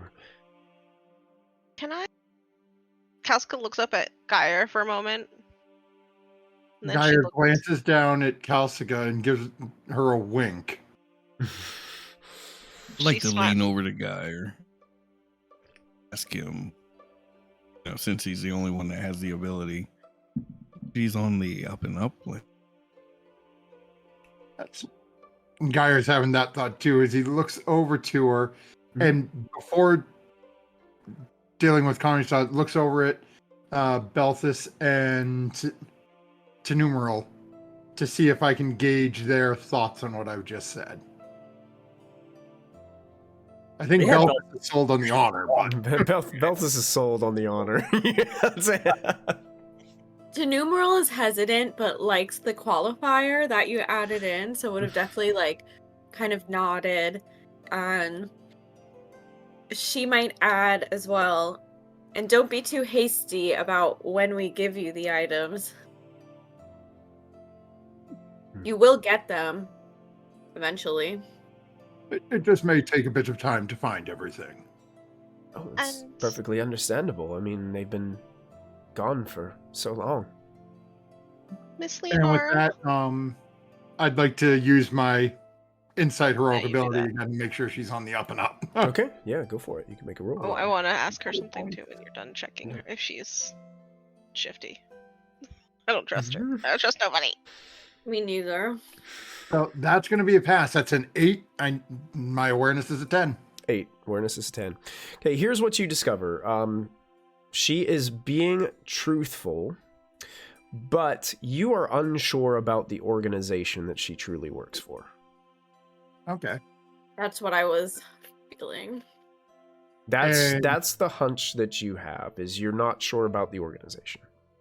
Perfect. Hmm. So Geyer will look at her and say, then it seems we have an agreement, and put out his hand. Shall we Wait, shake on Kalsuka it? grabs Geyer's hand. One more little piece. Whatever we find, whatever you tend to do with the things that we find that are going to be yours, I want to be there when you put it all together. I want to see what we worked for, beginning to end. Okay. Fair deal. Kalsuka's thinking about the stories that she heard Mm-hmm. when she was younger, and and now with this lore and all of that, and she's just thinking, I don't really trust her yet. So she's like, I want to be there because if they put it all together and they're bad people when they go for the sword and all the things, she needs to be there to like. She's just anxious. She's like, who are we gonna deal with? Okay. So Kalsuka's thing is we get to be there too. Okay. Yeah, she seems to be in agreement. I let Okay. go of Geyer's hand. Geyer Numeral. will pull his hand out again to make the deal. Okay. Numeral would also like to add something in before the deal is done. We're just slapping Geyer's hand. You slap it Everybody's all. grabbing Geyer's hand. Are you people? Also, Roll preparing. we ask that you don't share with your organization our movements or what we're doing until it's done. And we have all come together to discuss. To be honest, I wouldn't dare share it because, to be honest, there is a lot of other individuals and organizations vying for the same thing. I gotta tell you, you gotta beware while you're out there. There is an order of dragon-worshipping knights that are also looking for Umdurman, and they seek to re-establish the old draconic empire here and enslave everyone living in this misty vale. Grab Geyer. I heard that there were also those looking to reinstate a demonic empire. I've heard those rumors too. How can we be sure your organization is not on that side? I can only give you my word. If it turns out that your organization is not as trustworthy as you thought, and they have evil intentions, who would you side with? Would you still... I trust that my organization will... I mean, the Truth Society stands for truth. Please, we are going a little in depth. We have a lot of work to do before we have to worry about this. Just one more thing. Would like another Yes. glass of that ale. Oh, of course. Of course. You've already... I water. Guy's just going to put his hand out and say, can we was- get this done now? Yeah, she reaches out to shake your hand. I just suggest drink it a little bit slower this time. It is a little bit potent. Ew. We're going to poke around and take a little bit of a look around town, but we'll see you in the inn shortly and Now, invite him to get his drink. well, listen, before you guys head off, I just wanted to share a little bit of information with you. If you're looking for some kind of lead. So, this side of the Iron Forest, there's an unholy place where huge stones rising into the sky. It's called Rittermound. It's named after a dark knight who was chained by the gods when the world was young. They say he was buried alive in that mound along with his family, his servants, and his riches. Perhaps that may be a good place to look.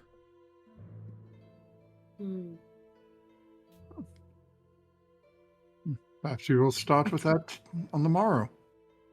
Thank you, Annabella. Wink. You're welcome, Thank Conry.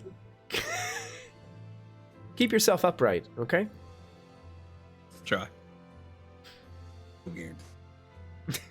Guy's going to start trying to lead the group away and find an area where Even if it means going back in towards the ruins where we can have like a little quiet conversation by ourselves away from everybody. Sure. Yeah, you guys can easily make your way to a place where it's kind of tucked away. Mm-hmm. As So what's the plan, Duckman? as everyone sort of gathers together, I really wish you'd just let me deal with these sorts of deals. What we've agreed to is that we will hunt down these 4 pieces, and then, at some point after we have collected them, we will return them to her. This is where your age comes in. There was no Yeah. mention of not utilizing them prior to providing them to her. Mm-hmm. There is no risk of her getting the sword, because we will have it. Well, this is why you're the smart one, number 1.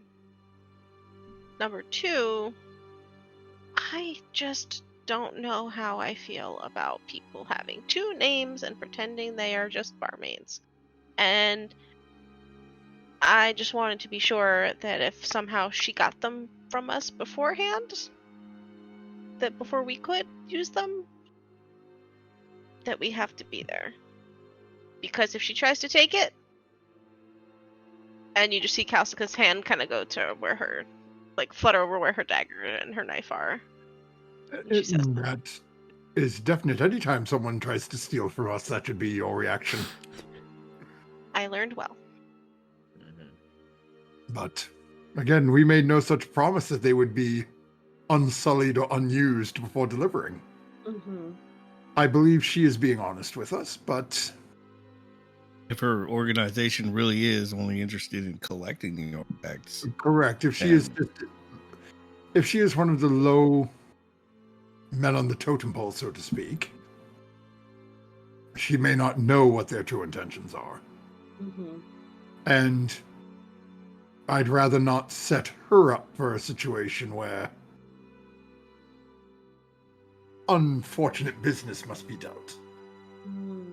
If we arrive back here late in the evening with our last piece after successful hunting, we sneak our way down and obtain said item, make our way back out and arrive home victorious and turn over the key to her. We all go down and there's nothing there. What happened? This was what all the legends said. Kalsika's entire smile had just get bigger and bigger the entire time Gaia was talking. I guess the question now is, do we want to be direct and go straight for this script, or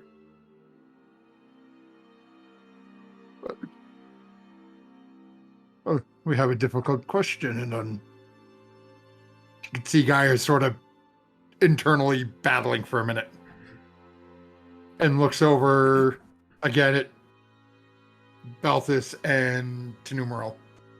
What do we think is harder to feel with? Strawberry jam or an undead knight?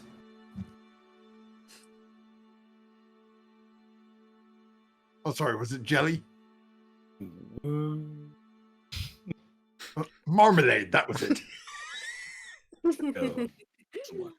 That's it. A crypt is going to have corridors and choke points versus trying to go after potentially armies of goblins and orcs on open land. Sorry, above table, we don't get the feeling like that this town is constantly under attack or in danger. Don't decide to deal with the Malamute. Your feeling is that it's got to have the palisade for a reason. So it is a defensible position, and there have been threats, but you don't feel like there's an army camp like miles away that's ready to storm the place or anything like that. So Okay, all right. Do we even have the means Goblins to deal first, it with could an win undead? us favor and trust in the town.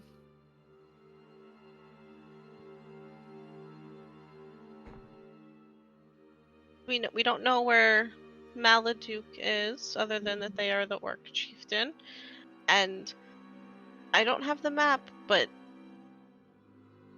Oh, we left it in the car. Leonardo said Rittermount, and I don't know where that is, and if it's very far. Didn't she say it's on the landscape and has some like huge stones, fiery, towery, big things? Yeah. Actually, you guys look at the map, and I'll take you over to the map, and I'll show you where she. So I'm gonna zoom in a little bit, and I'm actually gonna take the location and ping it for you. So it's about a 2 days journey to the west in this location where I'm pinging. Oh, okay. And I'll actually take this, and I will place this on the map layer, so you should be able to see the name now on the map. Yep. Mhm. So that's the location that she kind of gave you. We It would could take go us 2 days to get there with the donkey. 2 days with the donkey. Not a far trip. Shouldn't be.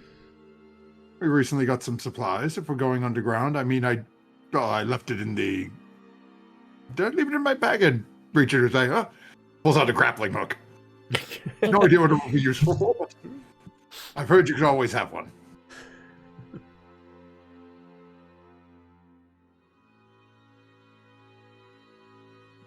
Oh, So is that I'm all for it. Belthus? Do you feel that is our best option? Is before to we go? deal with the undead? I mean, sounds a bit exciting, and it's a simpler problem to solve than tracking down an entire legion of orcs and goblins.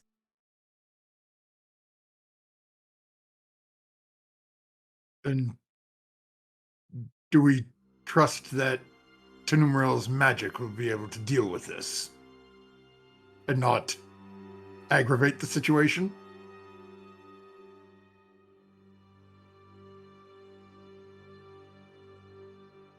I think that was a question to you, Balthus. Magic seems powerful so far. It would be interesting to see what it can do in a crypt of danger and evil. I'm just kind of standing here looking between Ire and Numeral, like,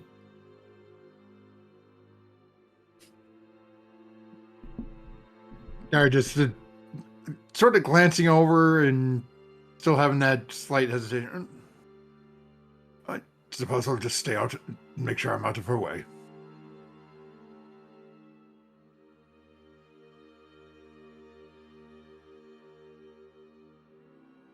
man, Would I be able to, while we're here, cast Farsight and see if the barmaid is speaking to anyone about the conversation she just had with us? Good question. My me, spell lets you see and hear what is happening in a place up to 1 kilometer away, as if you were there in person. You must have either visited the place or have it in sight. Sweet. Farsight. I can paste it in the Roll20 too. Spell what you hear happening in a place up to if you were there in person. Okay. Ooh, it pasted Okay. weird. Yeah. So you would go ahead and you're going to need to spend your willpower points and go ahead and make a roll. Okay, so that cost me 2 willpower.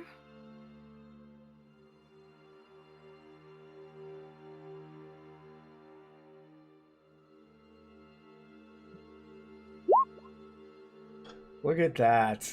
Ooh. A dragon. Oh, look at that.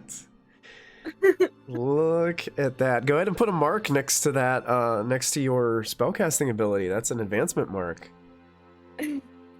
Oh, wow. This is tasty. So I'm gonna ask you a question though, because it says a place. Mhm. So where, like in this point, where are you pinpointing?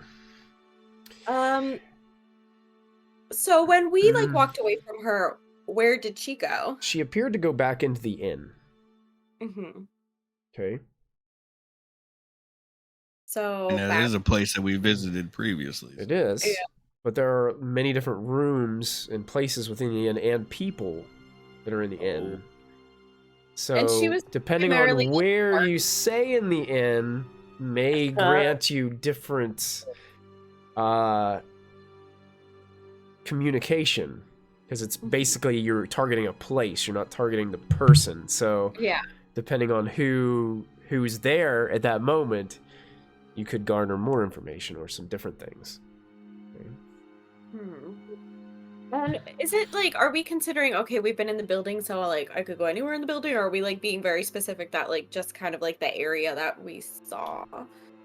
The spell I think said that you must either have the place in sight or have visited it. So yeah, even if it's, well, it says place in sight. Yeah. Or have visited it previously. I would say here's what I would say. I would say you could target the common room, which was where you've been before. Or you could target the like kitchen area, or you could target the upstairs like dormitory type area. Those would be like your three options. Would I be able to see through the windows where she went? If you want to do that before you cast this, well, you'd have to have done that before you cast the spell, and you already made your roll. So I'm gonna say, just go ahead and pick one, and just stand by it. To numeral, you got this. I would say, let's see, just if I can go into just the general bar area, because I assume if there's like someone that she's meeting or speaking with, they would probably be waiting there. So I think that's where I'll go. In the bar area? Yeah. Okay, perfect. All right. So you do in fact see Annabella. You see her bringing a plate to that table in the corner with the mallard. And what the spell says, you can see and hear like the conversations that are happening. Okay. As if I'm there in person. Okay. So she walks up and sets the plate down and kind of looks at the rest of them sitting at the table, and looks at this and says, "Quasiman, I've got a crew on the job. I need you to keep an extra eye on them. Make sure they're coming through with it. If they're not, you know what to do." And he like looks up at her and goes, "I got it. Not a problem. Hear that?" And looks over at the others at the table, and they just all like reach out for some food, and they start laughing and chuckling a little bit. And then Annabella kind of walks away, and it looks like she disappears upstairs. And then that's the end of your vision. So while this is happening, we were all having a conversation, and suddenly like two numerals' eyes kind of like roll in the back of her head, and she starts to sort of do her weird floaty thing, just slightly. So I'm not sure what, Guy or the party's reaction would be to that. Belfast may have seen this before, however.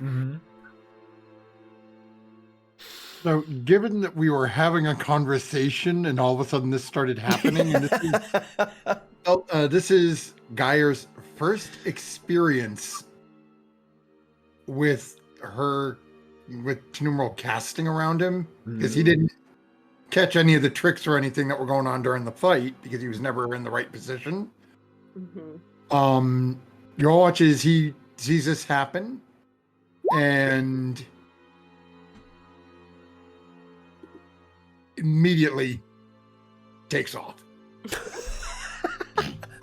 Sir Mallard. Literal full sprint heading back towards the cart. There's feathers like flying behind him. like waddling as he's just like. It's- The hat flies off. He stops running, crouches back down, grabs it, and now he's holding the hat on. You see the dogs like charging off behind him. Is he okay? Does he do that? I think ever since that time with the creepy magic that we dealt with before we met all of you, I think he just gets a little unsure. And Kalsuka is like starting to like drift to like go after him, but she's also looking at Tanumara like, what is happening? She's like, I need the information so I can go tell him it's nothing bad. She's like waiting so she can go check on Gyre, but once she knows what the heck is happening with the other party member who's floating. Alright, does anyone else want to have a reaction before I drop out and update y'all? Alright, so Numeral hits the ground again and her eyes open clearly, and she looks to the party members that are still nearby, although a bit confused as to why the duck is no longer in their little semicircle. And she said, that woman can't fully be trusted.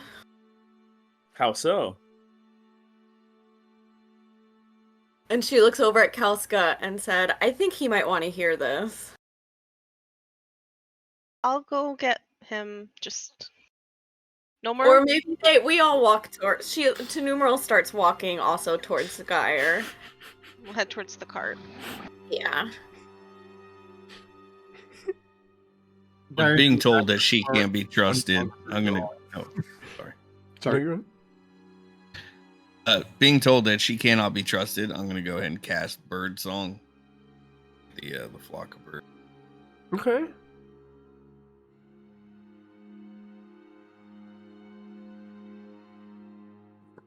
You guys eventually do find the mallard. Looks like he's.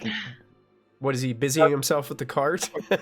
Nope, I'm in the back of the cart. I got River the smaller dog, head on my lap, Bedner. Lucy's up, head on my shoulder. I've got an unlit torch in my hands, just sort of sitting looking around. Mr. So, Gyre. Sorry. Kalska will call out, knowing you don't open that. You don't go in the wagon without telling Gyre that you're coming, and draws his attention and climbs up slowly. And you see just I'm looking there. The unlit torch a little held forward. The numeral would approach like very gingerly and like respect that he's a little spooked. Are you? And he pokes Kalska with the blunt end of the torch a little bit. Mr. Gyre! Not to make sure. I don't know what she was doing. She just. And Kalska puts her hands on Gyre's shoulders and just says, she found out something important and we all need to hear it. It was a little weird, I'll give you that, though. Don't poke her. Are you sure she's hurt? I'm still Pretty me, sure. Mr. Mallard. I mean, they knew where you were going. You're not going to ever leave your cart behind. It's a little predictable. Fair enough. Okay there. And Gyre will sort of give the dogs a couple of scritches and then come out, still brandishing the unlit torch, but Connery's surrounded by, and he's got birds like just sitting on his shoulders. They're like I fluttering. still have a around. look of disappointment on my face because I didn't get scritches. So I used my sight to see in the tavern, Gyre, to see if that woman was going to report back our conversation to anybody. You saw right through the walls. Do you recall that table we were sitting by with the other duck? yes. She went immediately over to them and informed them that she got a group for the job and ask them to keep an eye on us to make sure that we deliver.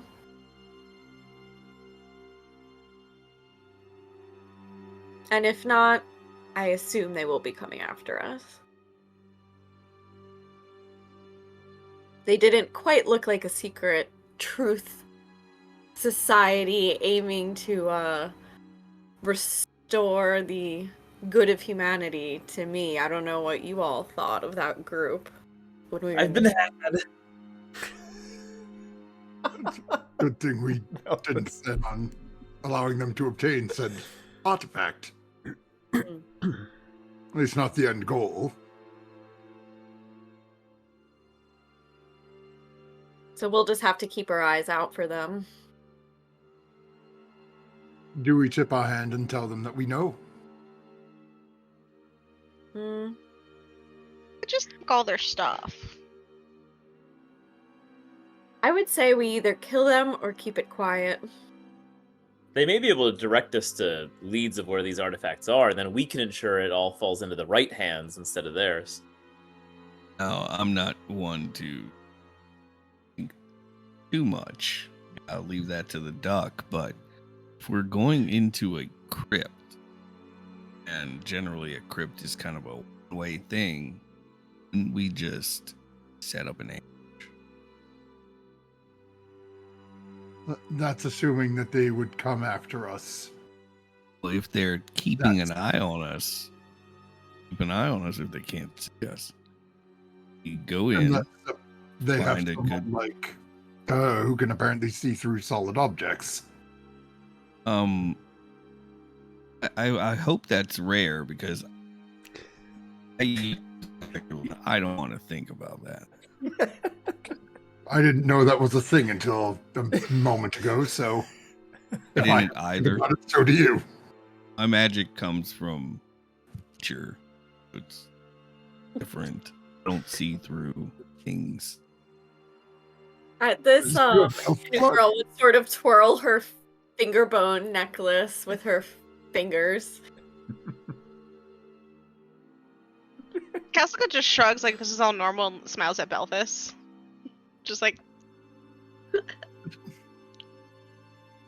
I don't. Well, the benefit necessarily- is if we do go into this crypt and we're worried if they are on the other side, I could try to do that again to see. Regardless if I can see it or not, though, we can assume they will be close on our tail and keeping a watchful eye. it could take us You a may while just- to get there. Based on the map, I think it would be at least a few days. Could always just deal with them on the road. Mm-hmm. But I don't. What if they come after the cart while we're in the? Hmm. Mr. Geyer, you don't sleep in inns. I know you don't. You'll sleep No, I on- mean when we're inside the crypt going after the piece. Well, we're not bringing the dogs inside, are we? No, which is where I have concerns. What if they do something to the cart? Well, Perhaps we could should leave make the- sure to carry the statue with us when we go in, so they can't get the piece we already have. We do need to carry it with our person, but maybe we can leave the cart at the stables and just travel by foot. Well, Lucy and River can watch the cart while we go inside the crypt. They bark loud. How large is this piece of the statue that we have? Not very big. Fits in the palm of your hand. Like a full palm of the hand, or like? Yeah, I would say like Like, is it an inventory slot? that's it. That's it No, right that- there. It's my Yeti. And that tall as well? No, probably taller. Like the piece that you have is like this, but if you imagine like if it was like the full thing, it would probably be about that big. Yeah. No, what Guy was thinking was the pouch that he wears around his neck. Was it small enough to fit in that? That doesn't sound like Probably this. not. No.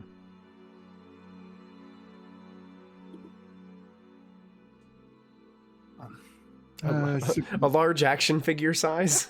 It's-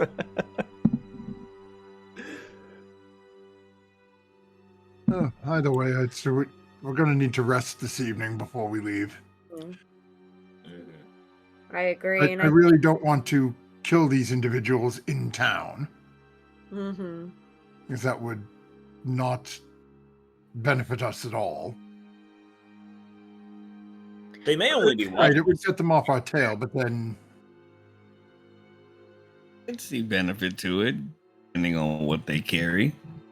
yes, it could be valuable. We could sell it, but again, if we do it in the middle of town, we'll have the gods to deal with, and nobody will want to do business with us because we killed locals. That's well. Are they locals? I guess They were they here would be. before us. Yeah, maybe. that's true. If they're part Well, of this group, I would assume they're local. Captain Still down Hardy for an did ambush. say this is a nice place. So, as much as I want to take things, I think I probably shouldn't. Seems like it's the only place we can hang out for a while. Well, you could always take things from them. Oh, from them, yes, but I'm just saying maybe I agree that killing them in town might not be best. The road is fair game, and if they're jerks while we're down in the tavern room, well, let's see how drunk they are. Maybe I'll get something off of them while we're down there. We can get them more drunk. Hmm. I am feeling generous.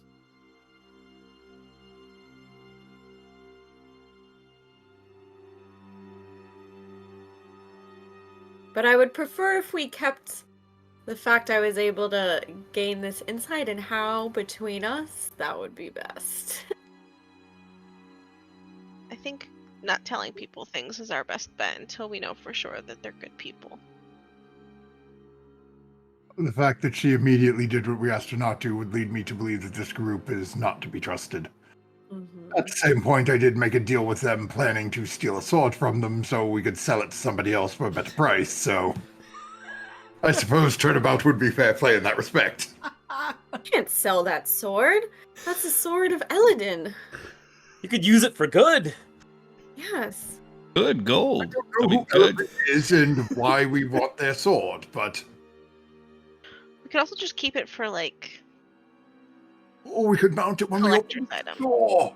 It could I be think we would need it to behind the destroy the demon warlock that wants to be summoned and resurrected. Kalsika's already in her own world where her and Gyre have a shop at like the imaginary space that they both live in. Of like, it's on this like mounted thing that's like the price tag is like 10 million gold, and she's just like, It's mounted right behind the counter. Yep. Beautiful glass case. with alarm on it and traps. Now, it. hear me out. What about compromise? Use the sword to slay the warlock, putting him to rest for all eternity, and then therefore increasing the value of the sword and then selling it. Why does no one except for Kalska and Connery understand me? Kalsika leans over and just slightly scritches behind Connery's ear. Like, that's exactly the plan. The numeral would kind of shake her coin purse and go, "There's much more important things than this."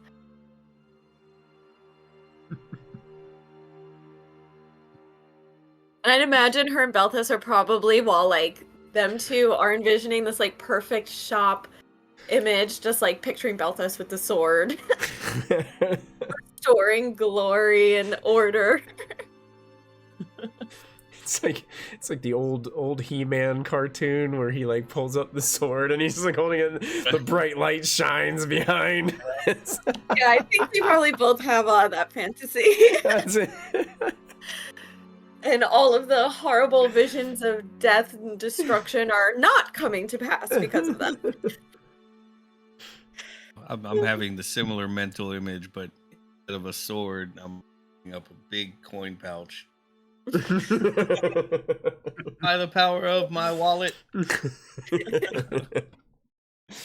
All right, well, we got some good intel tonight. Seems you have a plan for the morning.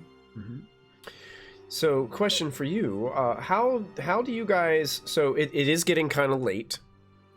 So how do you guys want to get a room at the Three Stags? That seems to be like the only place there is to stay here. or you could go outside of town to camp. What I mean, you have some options if you'd like, but I think personally, Duck friend, he doesn't like hanging. Perhaps we should leave down and set up a camp elsewhere, because if these use the assumption, but ruffians are also staying in the same inn, we really want to risk them coming over to our room. I was just going to sleep on the roof of the cart myself, but I'm sleep in the cart with the dogs. So wherever we park it, this is what I'm doing. Yeah, Numeral would want to sleep outside as well. No complaints. Perhaps we should pull the cart into these ruins a bit. A little bit of shelter from everybody passing on the street. Most people probably don't come into the town and then camp amongst the stony ruins off the side of where this mystic lives. So that would be kind of Numeral's idea of a good place in the town to... That's perfectly possible if that's what you guys want to do, yeah. And she could work on learning some stuff from him while they're camping out. Sure. This little carriage. This little group of trees that I've moved the party onto, would that be ideal for camping? If you guys want to go out of town to do it, yeah. It's up to you. Would Numeral be able to easily get out of town to join us after her training session? I plan on training as well. Yeah, the way it would work would be like, so it's like a stretch rest. So the way it would work was you guys would go out there for the 6 hours, and they would stay in town for the 6 hours, and then you guys would just like group back up together, and then it would be the next day. Okay. So, I mean, they're training, but they're also resting. I think you can rest during a stretch. I think you can. I'll have to double check the rules, but it may not be. It may you have to either train or rest. But you guys don't really like. You guys are still like full on everything. So I'll have to double check what the rules are in rest. I think you can only skip like so many stretch rests, and then you start to like take conditions and stuff. So, but I think you're okay to like train for a whole stretch and still be good. So the training only takes a shift. Oh yeah, a shift is 6 hours, right? And the stretch is Oh yeah, there are 4 shifts in a day or something. Yeah, there's 4. I think is it 4 shifts? I can't remember if it's stretch, shift. I can't remember which one comes first. Like one's 15 minutes and one's like 6 hours. I'm sorry. Yeah, the shift is the bigger one. Yeah, shift is 6 hours. So. Cool. So my vote would be you guys could rest in the back of the cart while we're traveling. True. Yeah. And you guys have 2 days. You could travel, rest, and then continue. So. And so it says that it's only interrupted if we do combat or hard work. No training being taught would. Okay. Hard work. All right. Yeah, I mean, I'd be okay with it. You are Gyra will upon Connery pointing out the small wooded area outside of town, will get everyone basically load up the cart like we're leaving. Head southbound, so basically take the big loop around. Okay. So that Numeral and Connery can jump out of line of sight of the inn to make their way up to see the Mystic. Okay. Hopefully, get you two in there without them knowing that you're still around. Okay. And then just meet us. We'll be in that copse of trees that Connery showed us on the map. Do me a favor. I would like for Connery and Numeral to make, I believe it's sneaking or stealth rolls for me, please. Ooh. See if you can see how successful you are at hiding your... Might they get a boon because I'm driving them around out of the way first? I will give them a boon. Yes, nice argument there, Mallard. What did you say we're hiding? He said he's trying to make it look like you guys are all leaving together. So that way, if anybody's watching you, they get the idea that you guys are just like all leaving together, while you guys are kind of like sneaking around to go get training. He's trying to hide that you're going to be training with. Well, that being said, I also had another idea. I am going to cast a spell called Floral Trail.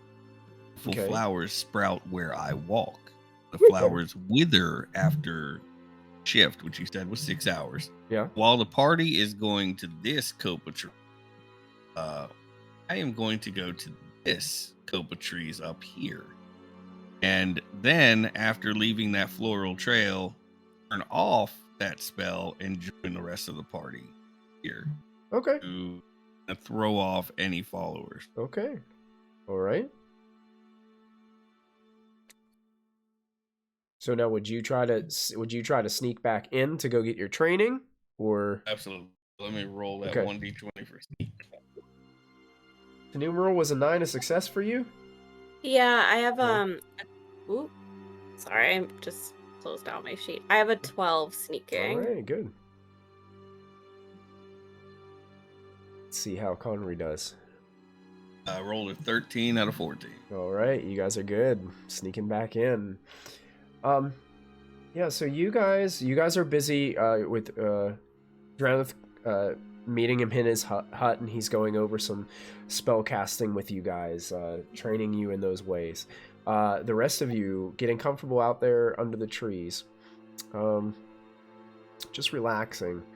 Right before you drift off to sleep, Geyer, Belthus, and Calcica.